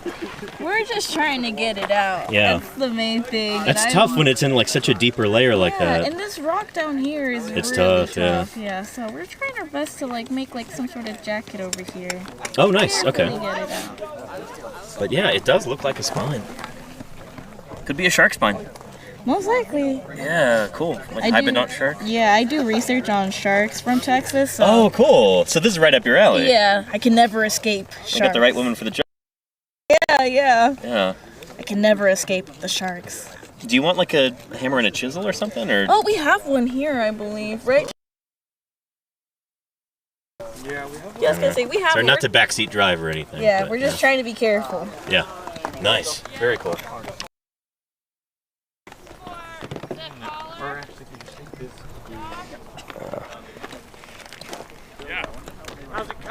All right, and I'll see you later, Filippo. Thanks for being here. Appreciate you. And that is it. Yeah, it looks sharky there, Trixie Horror. Nice. Yeah.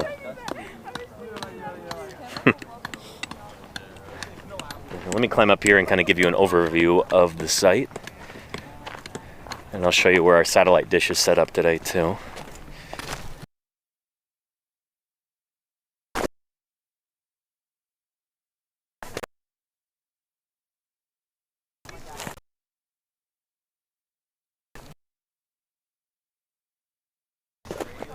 Chance to check on my battery level also.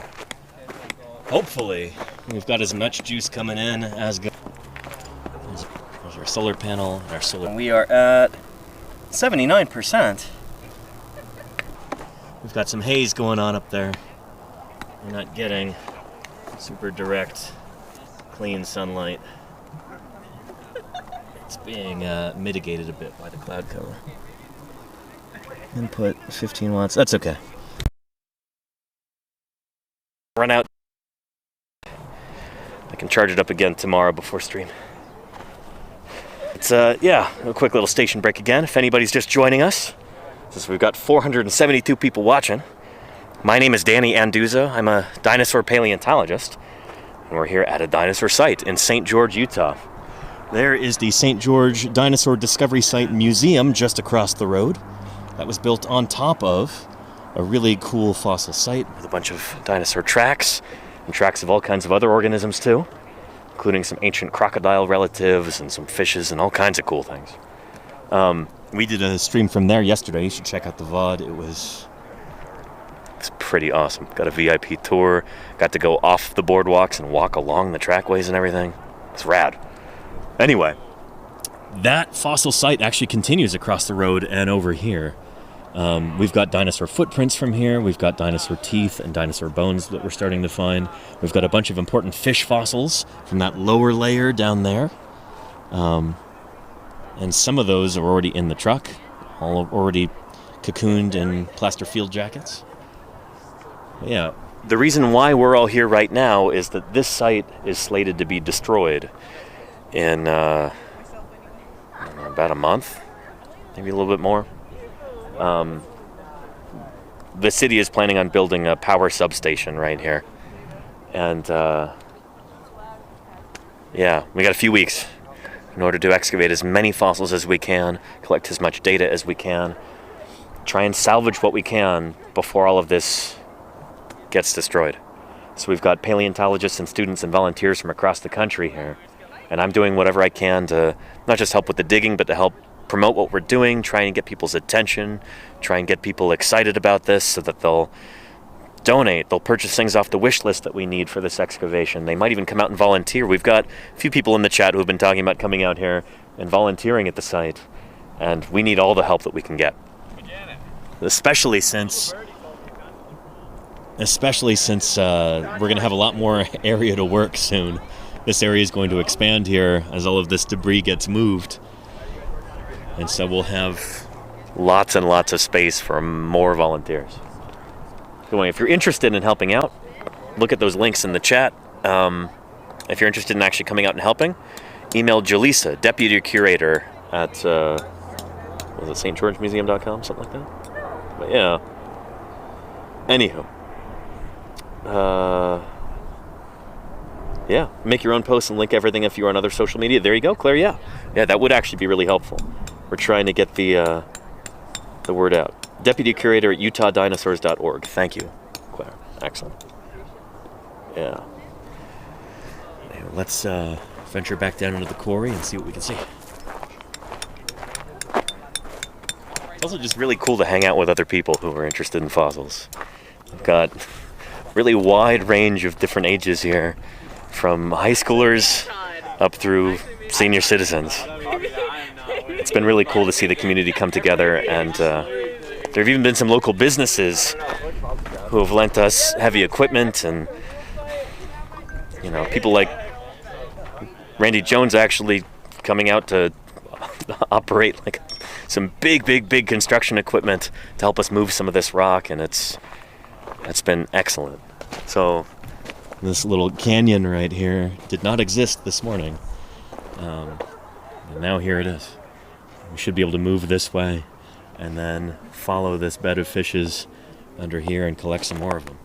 Some of these are almost certainly going to be new to science, so we're pretty excited about that, including maybe this one. Kick it out wide. Straddle that jacket. No. Do we have a nickname for this big one here yet? I forget. This is Champ. Champ. Oh, yeah, Champ. All right. I don't know why. Not a champsosaur, presumably. No. But something cool, though. Nice. Oh, and let's chronicle some of the jacketing going on over here. Sorry, I smashed your hand. Got Hannah and Kiri Sure. and Whitney Bring it out for me. doing some jacketing. Nice. The wide weave? Yeah. I don't like the wide weave. I'm gonna squeeze over here too. Sorry. More? Yeah, I could probably take one on this edge over here. Seasoned Bee says, sitting there all day with this many people must be taking buckets of sunscreen per day. Yeah. Yeah, pretty much. I reapply about 3 to 4 times a day. You let the cancer eat away at your body. So there's 2 types of I'm just accepting the melanoma. Let's go. In 20 more years, they'll have a cure for it. Oh yeah. It'll just be like a pill. Yeah. Paleo fix. In Australia, I think the #1 killer, melanoma, because there's no ozone. You mean not every animal trying to kill you? Do you have like one that's like more like a square? I can't spare a square. You can. One square. What about that? Not a square. All right, here's one you can turn into a square. Double that one up because of that. You don't want the loose weave. Oh, I hate the loose weave. Yeah. Oh. But we got a bunch of. Ooh, look at this one. Yeah. High thread count there. Wow. Oh yeah, that's Looks wide like too. Egyptian cotton. Oh yeah, that one's going on my. I am very pleased by that one. I'm so pleased as well.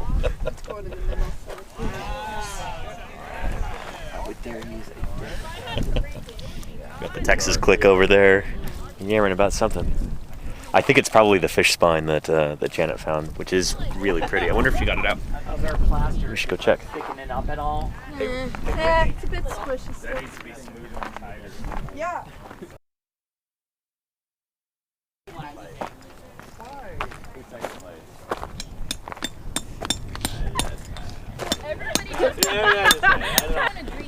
Wait, okay. I'm sorry, I have a gentle soul. What's like the personal station? Because I feel like I like how we all agreed.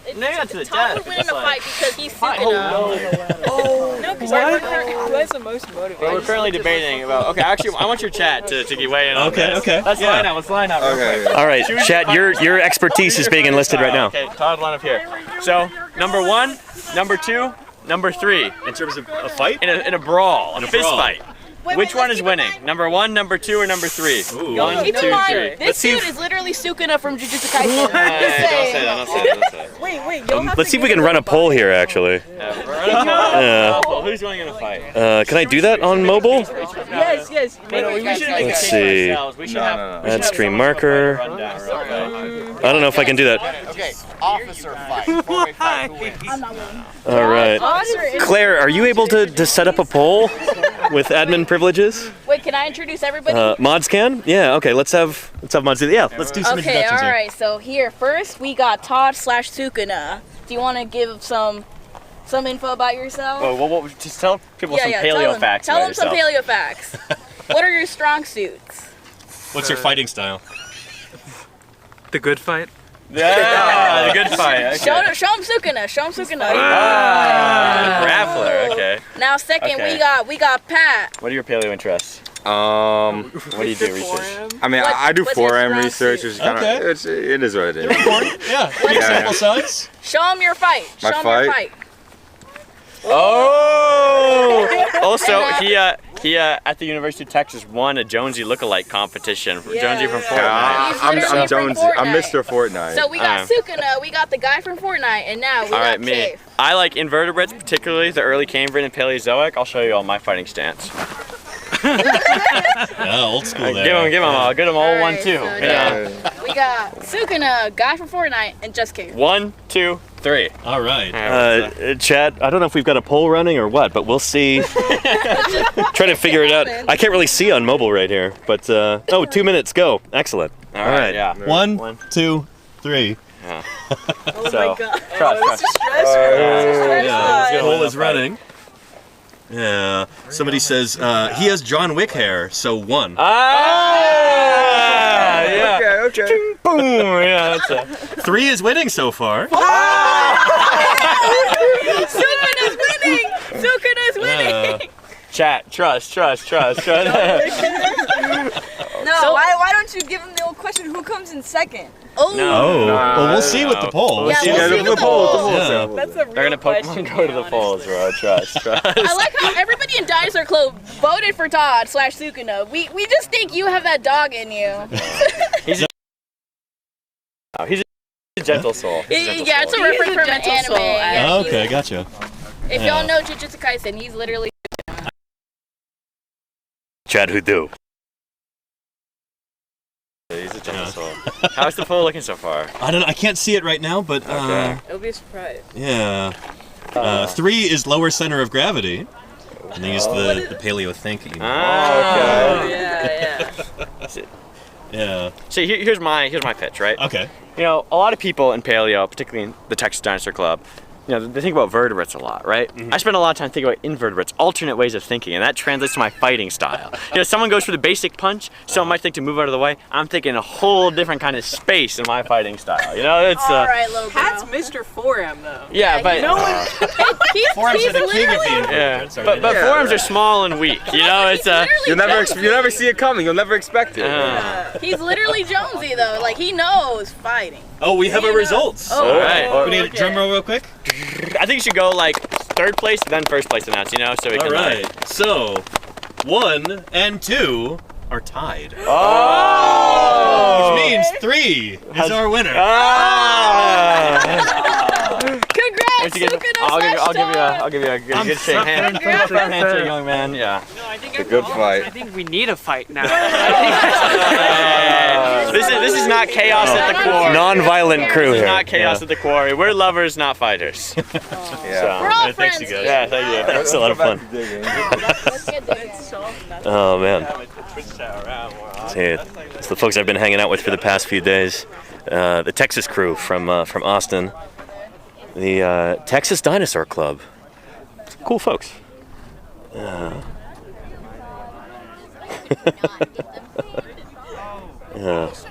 Oh, and we're getting a raid from Geo Jim. Thank you, Geo Jim, for the raid. Really appreciate that. Excellent. Snowy, the Nardo Fen says, and following. I appreciate that. Welcome to Paleontologizing. Here, let me climb up here and give you your bearings and do a little intro. Welcome everybody to Paleontologizing, and welcome emergency fossil dig in St. George, Utah. We're just across the street from the St. Discovery Museum. You can see it over there.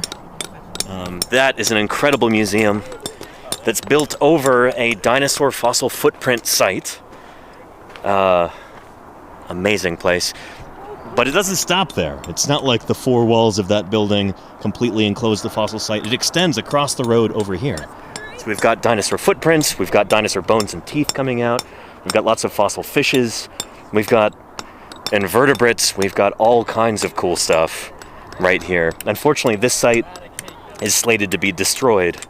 They're going to bulldoze it. We're on city land right here for the city of St. George, and the city has decided they want to build a power substation right here.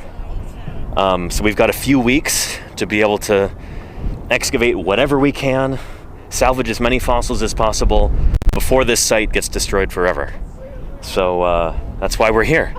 I'm trying to garner attention, get people excited, solicit volunteers and donations and purchases off the Amazon wish list for the museum.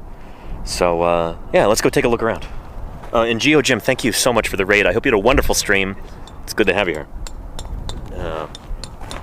And Sheepdog says, if I volunteered, what would I be doing? You'd be digging, or helping out with whatever else. I'd be able to do at the site. Let's see.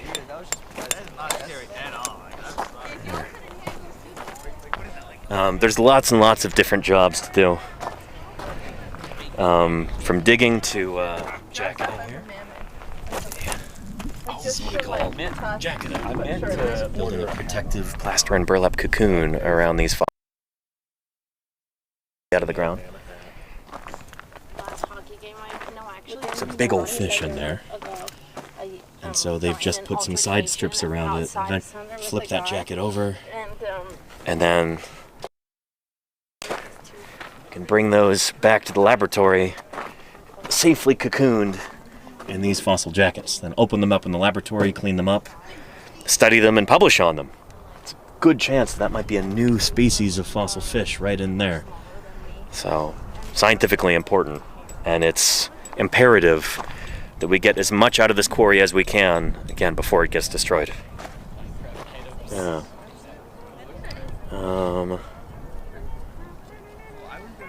Let's see.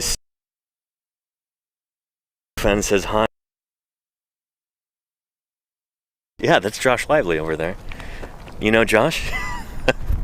I think we've got somebody in the chat who's a fan of yours, Josh. Shout out to my fans! Like Stork Museum. Who is it? Yeah, who is it? Username is Snowy the Nardo fan. Oh yeah, we know him. Snowy! I'm just kidding. I'm a big fan. What's of up, Snowy? The Nardo fan. Shout out Snowy the Nardo. Shout out Snowy! Oh, I know all of you. This is Asher. Oh, very nice. He left the quarry and hopped on. Oh wait, did he really? Yeah, I guess. He was over there a few minutes ago. Yeah. All right, Asher, awesome. Asher actually answered. So they were the scales we were trying to come up with a name for coelacanths. He got it. It was cyclo something. Now I've forgotten it. Help us out, Azure. Look it up again. Anyway, yeah. Yeah, anyhow. Let's see what else is going on over here. So, see, are not sauropod pits that jackets have come out of with fossil fish inside.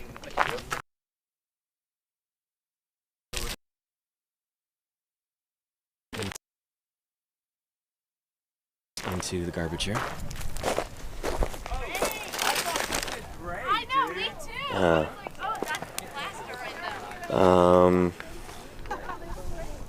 Thank you. Yeah.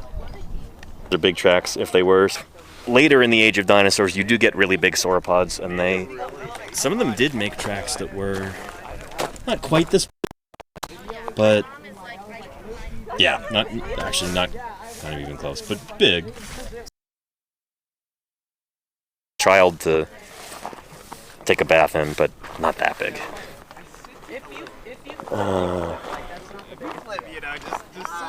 Yeah. Freaky Feline says, could we be able to help even if we don't live in the USA? Yeah. There's a donation link for a crowdfunding page. There's an Amazon wish list of different items that we desperately need for work here in the quarry. Stuff like this. That Andrew's applying. Right here. These little medical bandages are essential for getting some of the smaller specimens out of the ground without them crumbling. These ones are a little too small. Oh, are they all this small? I don't know. I don't know. I need to go look. I will take a look. Cool. Tonight, tonight and confirm. Yeah. I can set up the satellite internet in camp if you want to take a look at the wish list and add some things. Oh, that would be cool. Yeah. Yeah, that would we be could do really good. I'm also like miles behind on my inventory specimen. Inventory. Yeah. Oh, by the way, I just did a count. We're almost at 200 specimens collected. Almost 200 specimens. Holy moly! Yeah. Excellent. That's really good. So we're making progress here, even with limited resources. We're making a difference, and your donations are making a difference too. So thank you for that, Joe. Yeah. Good stuff. We've got some praise for you in the chat, Andrew. Andrew's so cool. I like him a lot. Shout out to Andrew. Yeah. Nice. Thank you. Yeah. If any of you missed our stream yesterday from the museum, Andrew gave us a total red carpet VIP tour of the museum across the street. So that kind of showcases what these fossils look like when they're actually cleaned and prepped and put on display. It was really cool. I got to go off the boardwalk and actually walk onto the track site that's there at the museum. It was pretty special, so check that out if you missed it. But yeah. Cool. Let's see, about how much longer do you think we'll keep working here, Andrew? It is about 5:20. Start wrapping it up pretty soon? Okay. Probably out of here, hopefully by 6. Okay. Yeah, that's kind of the cool. Yeah. dream. I think these guys are really pushing to try and get all of those jackets out. Right. Yeah. That big one on the end, I don't know if they're going to be able to do it, but we'll see. We might have to leave it till tomorrow. Yeah. That one's a concern because of the excavation equipment working right there. Right, yeah. So that's a priority for getting that out. Yeah. Yeah. Hopefully they can get it. Tell them to work harder. Okay, I'll go pass the word along.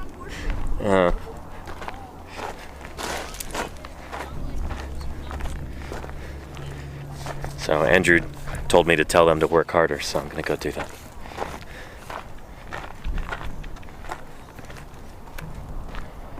Hey guys, boss man says work harder. Oh. Andrew, That's rich coming from him. Yeah, Has he moved from that chair? I'm busy still picking lording the over plaster. jacketing right now. I'm busy picking the plaster off of my pants. He was being facetious, but yeah, still. We're almost ready to flip this bad boy. Yeah? Yeah. Is we it could budging just yet? lift it up. I mean, straight this up? collar's just got to hold through the flip, right? Yeah. We'll give it 5 more minutes. Oh, we're letting it set right now? Yeah. Yeah. We Give just her a That's few important. more minutes. You don't want the plaster to flex while you're doing that. Flex and shit all over. Hi. Hey. I want to know how I can get in on the pool project. Oh, yeah, yeah. I had sent an email to a woman. Jalisa? Yes. Yeah, yeah. She should be getting back to you soon, hopefully, but I can walk She's you over to working through Andrew. about 50, 60 emails a day. How many people were like, I will brave the no trespassing sign. Actually, I just met another one of your volunteers. She's Oh, like, awesome. Oh, go up around there. yeah, let me go introduce you to Andrew. Yeah, he's the curator at the museum. Sorry, I'm live streaming right now too. Watching, I hope that's okay. But anyway, actually, with the tan like bucket hat. Oh, okay. And the Okay. yeah. Yes, man. Thanks for coming over here. All right. I mean, Yeah. I think it was. For a lead like these. That's niche. It's actually. I know, right? Yeah. Wow. This is a big trilobite. Very important. Nah, Early Jurassic trilobite. This is Yeah. a Trila big bite. Trilobitty. Trila heavy. Trilobitty baby. Trilobutt. Trilabo. You can tell we've been working in the sun all day. Trilabo. For too long. Days. 11 days for Josh and Whitney here. I'm only at 8. Oh, you're at 8. Oh, okay. Yeah, yeah. Gotcha. I think she'll live. She will. I don't want a live stream for this. Okay. I will definitely. I'll go over there. I've never had a jacket fail. I'm not gonna jinx you. No. Either make a really happy noise or a really sad noise, so I can hear from across the quarry how it went. All right. All right. Awesome. Thank you. Yeah.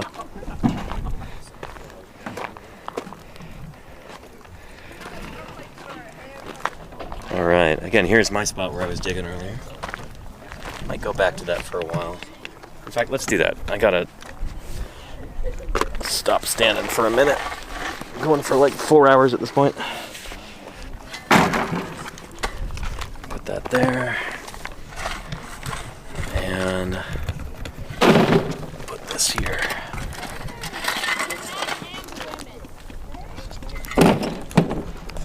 There we are.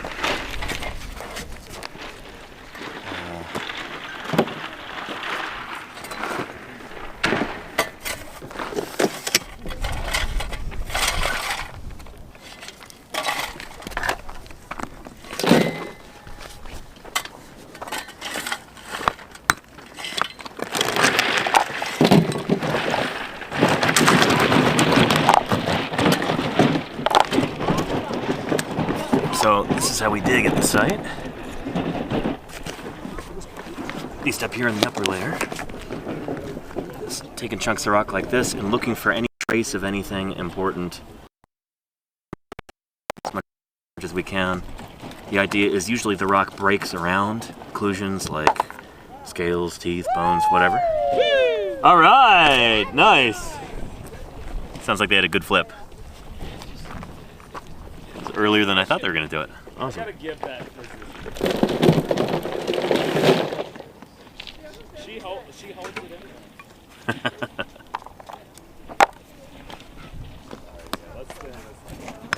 Oh my god, so much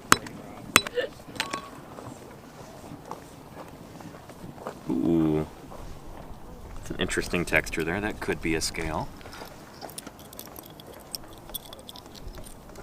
Let's see. Could be. If it is, it's not well preserved. But there's a chance that that is a scale right there, that flat kind of dark colored part. But it's not very distinct.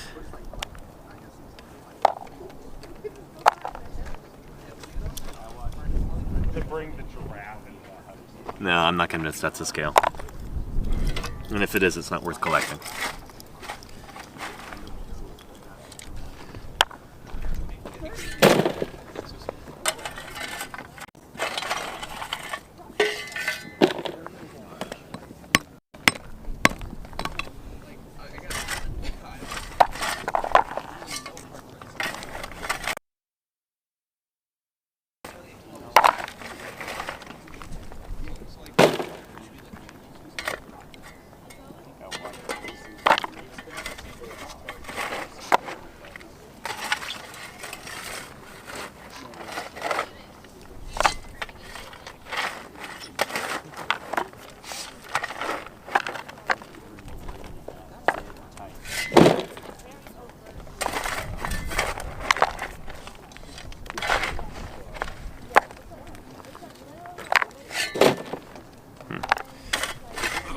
Stretch my back.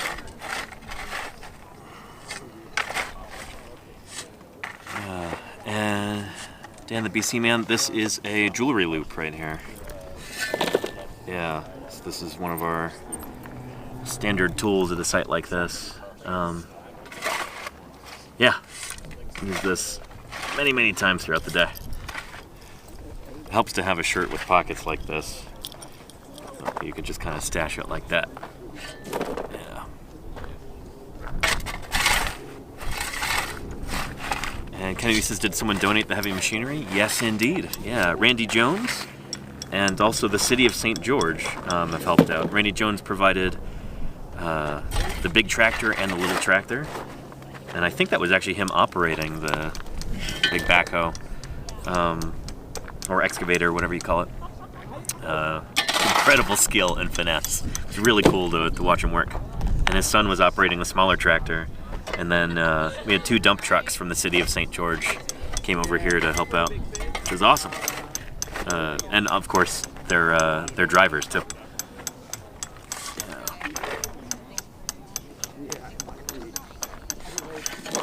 Jerming the Fight says there's going to be a whole dinosaur head, another like 4 inches. You never know. You know, that's why we keep going. You never know when you're going to find something important. So we just keep working.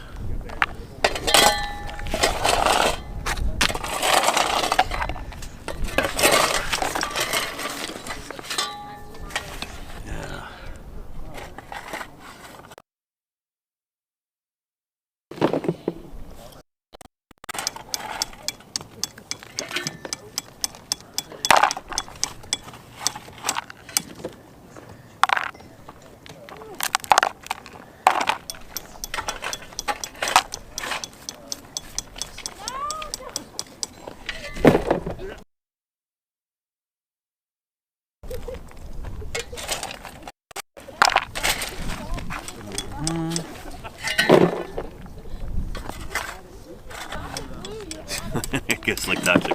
I don't think we're gonna get anywhere close to there, but yeah.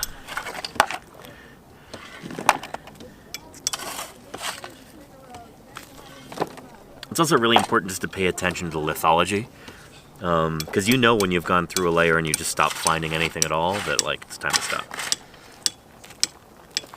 Because these layers will vary in terms of their productivity, meaning like some of these layers are going to have a bunch of fish material, a bunch of scales, potentially dinosaur teeth and stuff like that, and some of these layers just don't have anything. And that's interesting.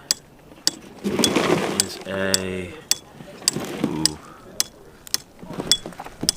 Where did this come from?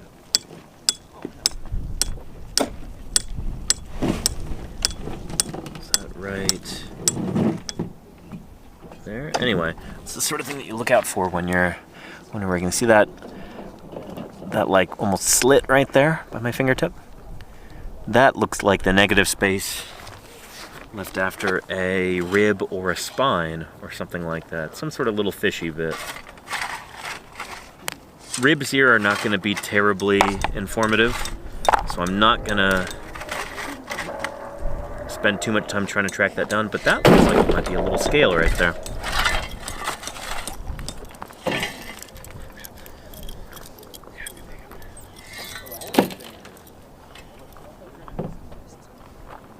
Yes, indeed. Reminds me of the gar scales that I would find in the Hell Creek or the Judith River Formation. Right there, that kind of diamond-shaped thing is a little semi-anoded fish scale. Yeah. Very cool. That's probably worth saving. So I'm gonna move a bit more of this rock, carve that down. There we go. It's much more manageable to collect. That tiny little scale right there. Nice. Go ahead and put that into the bag. Yeah.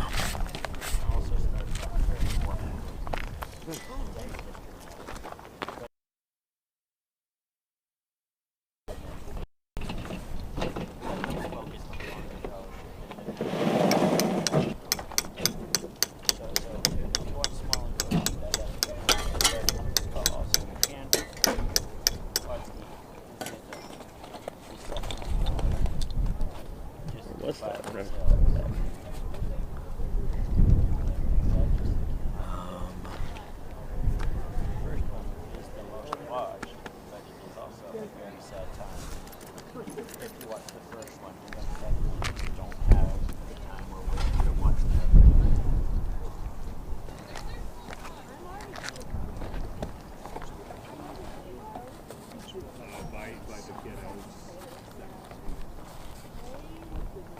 There it is. Right.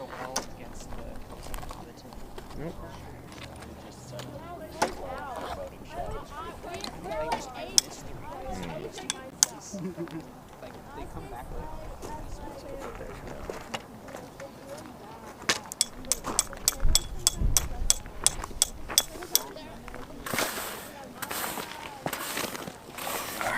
Digging them around a little bit more in here.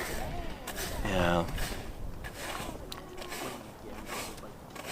And Petrodactylus, how long they've been working this site? I think about 2 or 3 weeks at this point. They've been working this particular spot.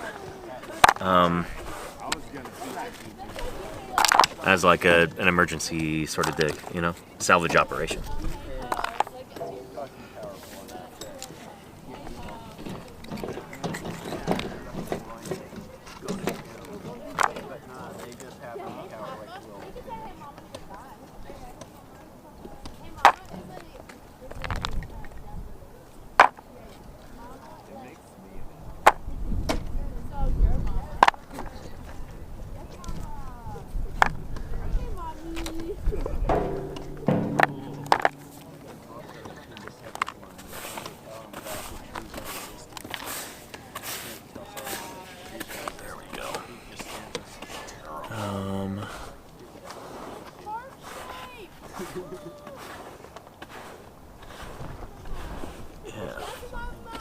And Ungoy says, prior to this current emergency dig, what has been found at the site in the past?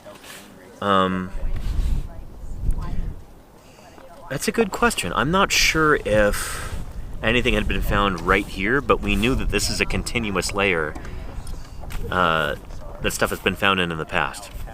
So you go out laterally a little way from here, and in these same layers, you've got all kinds of cool stuff turning up. So we knew that there would be good stuff in here too.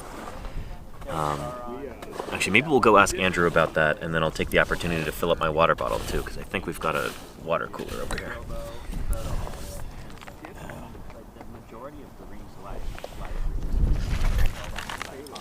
Get this back on.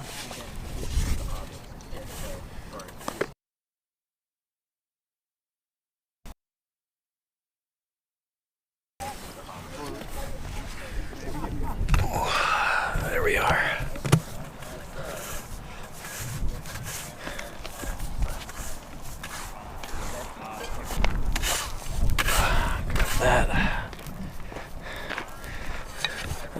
readjust this too.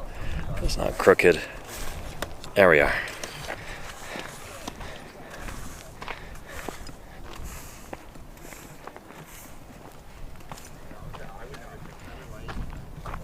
He's concentrating right now, so we'll give him a minute. Fill up my water first.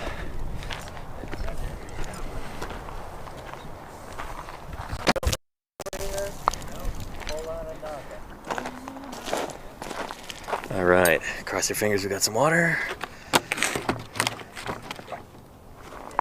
Sounds almost empty. Yeah, that's empty. Might have to switch to bottled water. Just not my preference.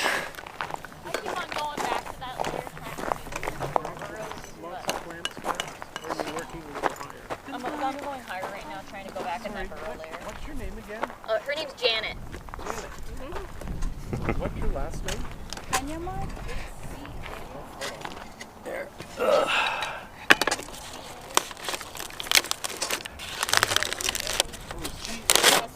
Grab one of these.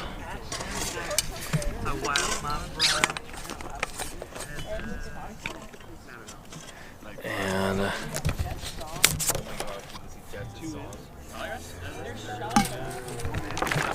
there we go.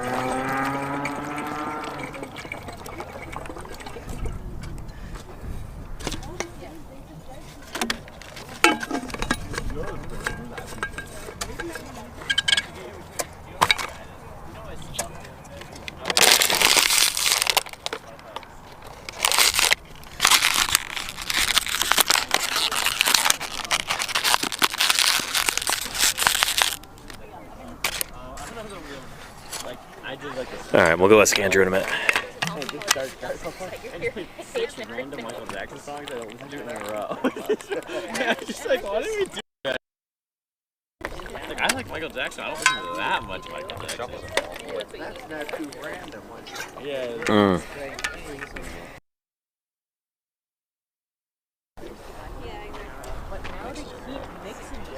This was by Costco. There you go. Now this is Jim Kirkland brand. Jim Kirkland stratigraphy.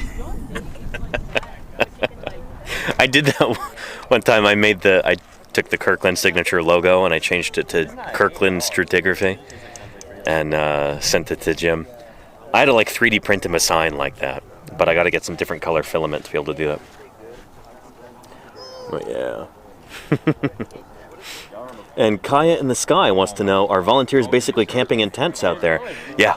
So we'll, in a little while, some of the folks who are not local here are going to be heading to a site about 15 miles outside of the town. And yeah, I've got my tent set up out there. The Texas folks have got their tent set up there too. We're going to make some spaghetti for dinner. And yeah, it's going to be their last night in camp. Then I'm going to stick around for a few more days at least. Yeah. And Zool says, were there any indications of any hibernation patterns with dinosaurs? That's a good question. We don't really have evidence of dinosaurs. That's really, really cool. Well, no, I take that back. We might have some evidence of dinosaurs hibernating. Or ontogeny. yeah. Well, I'm not super confident about that, though. There's an old idea that dinosaurs hibernated, but I don't think histological evidence bears that out. When you actually cut the bones open and look at the growth rings inside, it's not like they're dormant for months out of the year or anything. So yeah. There might be some evidence for that in like Antarctic ankylosaurs or something, but I'm not totally sure. I'll have to look into that. Yeah. That's why for me, I just... We're getting there. We're doing it.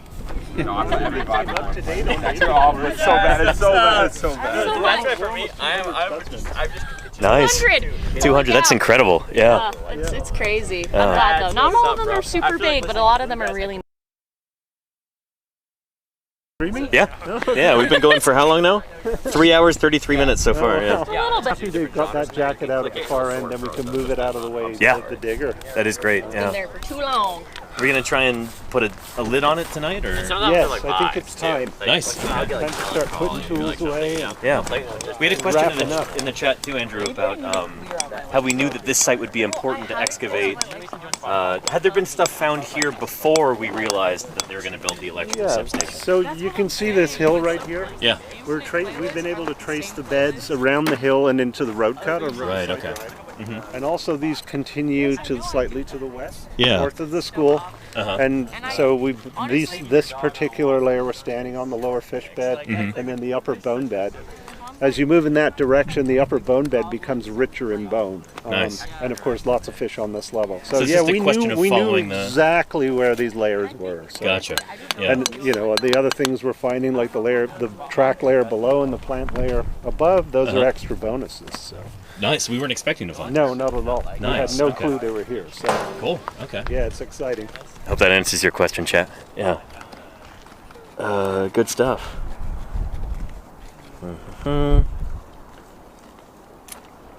Yeah. Anyhow, drink some more water. But we'll go take a look at their handiwork over there. See this jacket in progress. Now that they had a successful flip.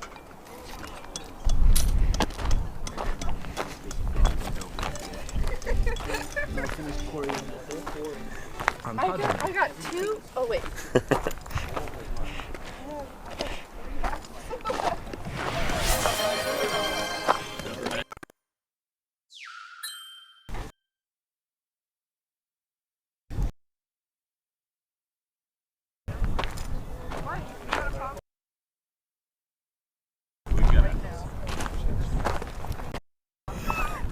Is it okay to bring the camera over or no? If you guys are tired of being on camera, I can. Okay. No, we're good. Our plans. Oh, nice.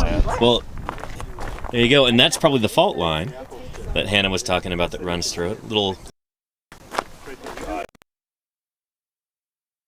Here, I'll make it all nice and pretty for you. Nice. It's already pretty clean. I got distracted. They were talking about dinner, and I was like, oh, I've been thinking about dinner too. Yeah. food. I am. Nice. Okay. Cool. Yes, Tyler and I just came out for one night. Gotcha. I have like a gajillion. This was incredibly irresponsible of me. I like fully have like a lot of things. I teach and am getting my master's. Oh wow. So okay. I'm hosting a lot of this like field trip tomorrow. So I had to like organize people covering for me. It was the whole thing. Yeah. I was just like, I want to hang out with the Josh crew before they leave. So it's gonna happen. Yeah. Cool. Yeah, because they take off tomorrow morning. Yeah. So yeah. we'll probably work the day and then drive back at night. Gotcha. To Okay. Salt Lake. Yeah. So you'll be working here tomorrow again. Yeah. Cool. Yeah, I'll get two days. Nice. Yeah. Not bad. Just woke up at like 5. That's how Drove it 4 goes, yeah. hours. Yeah. Came in for the day. I don't even think I'm gonna have the energy to set up my tent. I think I'm just gonna cowboy camp. It's only 4 hours from Salt Lake to get here? Yeah. Shoot, wow. It took me like 12 hours from the Bay Area. Is that where you're from? Yeah. Yeah. Just enough to make enough plaster for a bag. Yeah, so yeah, again, if anybody watching is in the Salt Lake area, These guys have numbers. it's not called, is it called Salt Lake Valley? What's the valley called? Utah Valley? Salt Lake Valley. Salt Lake Valley. Okay. Yeah, Utah Valley is Provo. Gotcha. Thank you, Josh. Cache Valley. Yeah. So if anybody's in Utah Valley or Salt Lake Valley, it's not very long to get. Well, you probably know that if you live in Utah. What am I saying? It's been a long time. But yeah. If they had bags. Anyway, got a much shorter drive than I do, coming from California. Does that bag have a number? 39. Oh, we got a big raid. All right. Well, let's see who's here. Yeah, I know. 507 raiders from DS Koopa. Holy cow. Let me scamper up there, or up here, rather, and show you around. And welcome you to beautiful St. George, Utah. Yeah, cut up the chat here too. Excellent. Welcome everybody to Paleontologizing. Welcome to our emergency fossil excavation here in St. George, Utah. We are just across the street from the St. George Dinosaur Discovery Site Museum. That's where I streamed from yesterday. Really, really important earliest Jurassic period dinosaur footprint site there. All kinds of evidence of dinosaur behavior recorded in their fossil footprints and trackways. Not just dinosaurs, but invertebrates, like marks left by fishes on the lake bottom. We've got the trackways of early crocodile-like animals, all kinds of cool stuff. And that's under that roof. This is built on site, so that's a shell built over this fossil track site there. But these same beds extend through here across the street and over here. So we've got fossil fishes from that lower level there. You see that white blob in the middle of that hole there? Fossil jacket containing the remains of a fossil fish.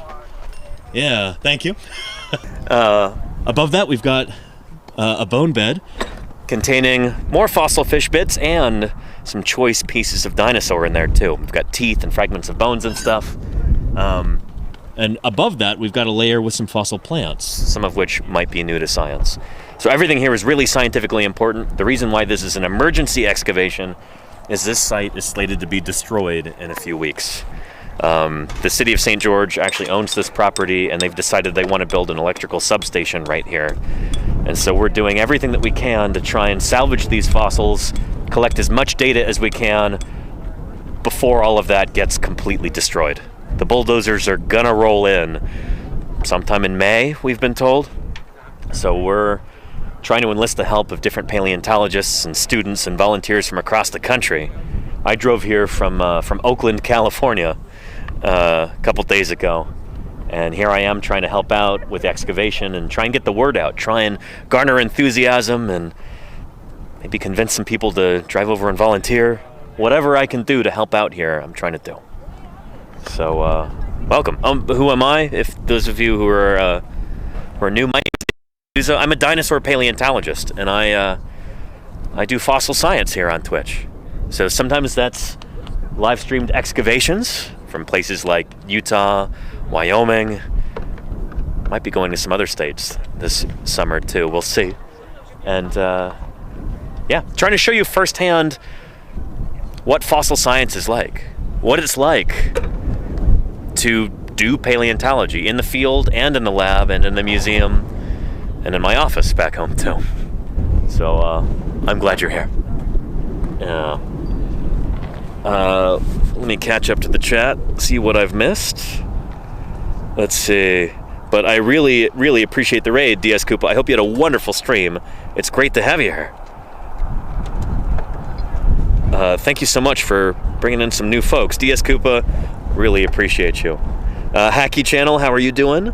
Boston Asian Gamer, Jongi, Official Curly TV. Let's see, who is that? FT Pigeon, Paleontology Fieldwork streamer. Yeah, welcome. It's wonderful to have you here. DS Koopa says this is super cool. Thanks. We're actually thinking about wrapping up for the day, but we'll see. We assigned a number, or we had a number, excuse me. Yeah. Let's go take a look around. I'll go down this way. Less likely to go tumbling end over end if I pick a less steep route. It's the end of the day, I'm kind of tired, don't want to take a tumble.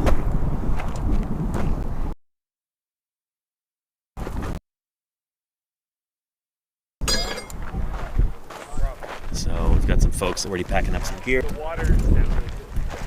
They're tarping over the fossil plant site right there, just in case we get some rain tonight. It's less likely that site will get wrecked.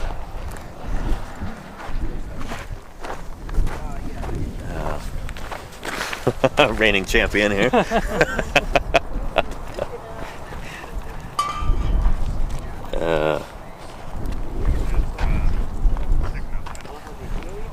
This is my handiwork today. Some of the rock that I moved by hand from right over here. Here's my tools. I gathered those up into one spot. It's a little bit easier for me to pack up.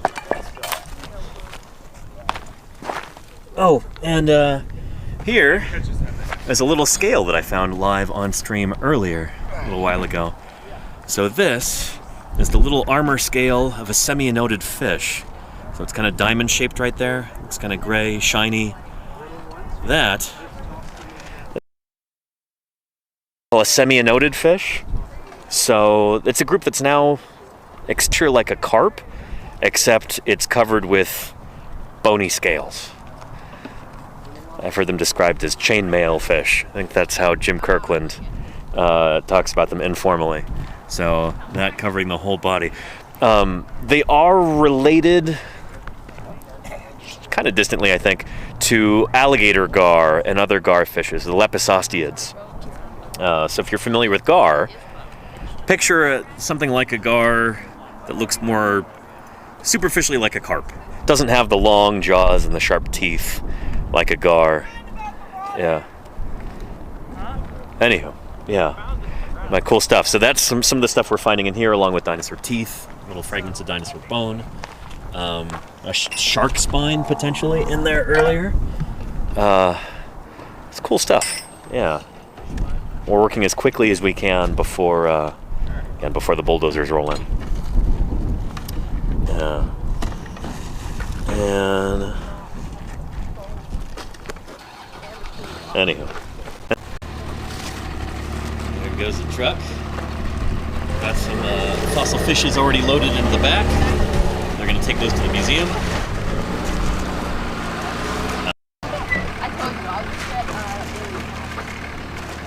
Yeah. And for all the new folks who just arrived, I'll show you this little makeshift road right here. Did not exist this morning. We had some heavy excavation equipment roll in, courtesy of Randy Jones and the city of St. George, and they carved this canyon out right here. This berm of debris stretched all the way across here this morning, and now there's a nice canyon cut out there, and we can drive the vehicles through. The idea is to remove all of this, which is all what we call overburden. So this is all just debris up here that was previously piled up here. They're removing some of this so that we can get down to the bone layer. This kind of fish layer should extend underneath here too, so we should be able to get under there. More of these fossil fishes. These pits that you're seeing right here, those had fish in them. Yeah, up until today for a few of them. This one, this big hole right here, had a big jacket come out. Like plaster and burlap cocoon encasing a fossil fish. Just came out a few minutes ago. So yeah, good stuff. And city traffic in the background, that's what that is, Claire. Yeah, that's one of the main thoroughfares in St. George. It's just over there. And again, there's the museum. There's the porta potties again. See them right there? It's portable toilets. When we were streaming here 2 days ago, had some big gusts of wind, and it knocked those over. Thankfully, they are back upright and they're properly staked into the ground so that doesn't happen again. Hopefully. Fingers crossed. Anywho, everything's wrapping up here. And so, we are going to wrap up the stream too. But don't go away just yet. We're going to try and raid into somebody else who's doing some science here on Twitch. So we'll see what our options are in just a moment.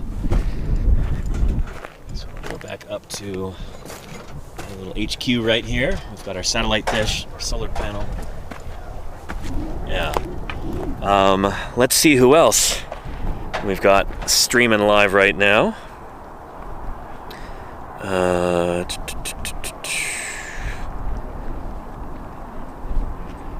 There we go. We'll go to watch here. Following.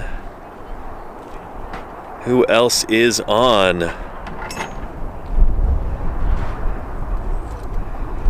Let's see.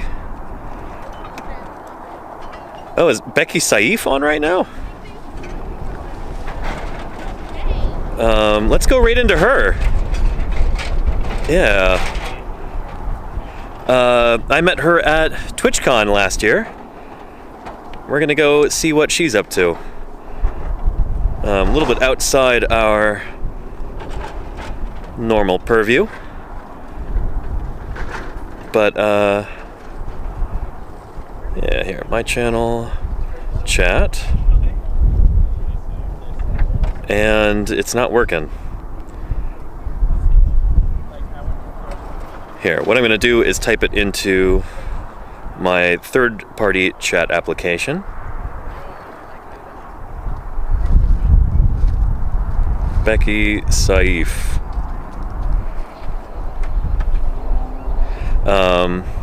There we go. Claire, if you could direct the raid for us, I'd really appreciate that. Make sure I spelled that correctly, too.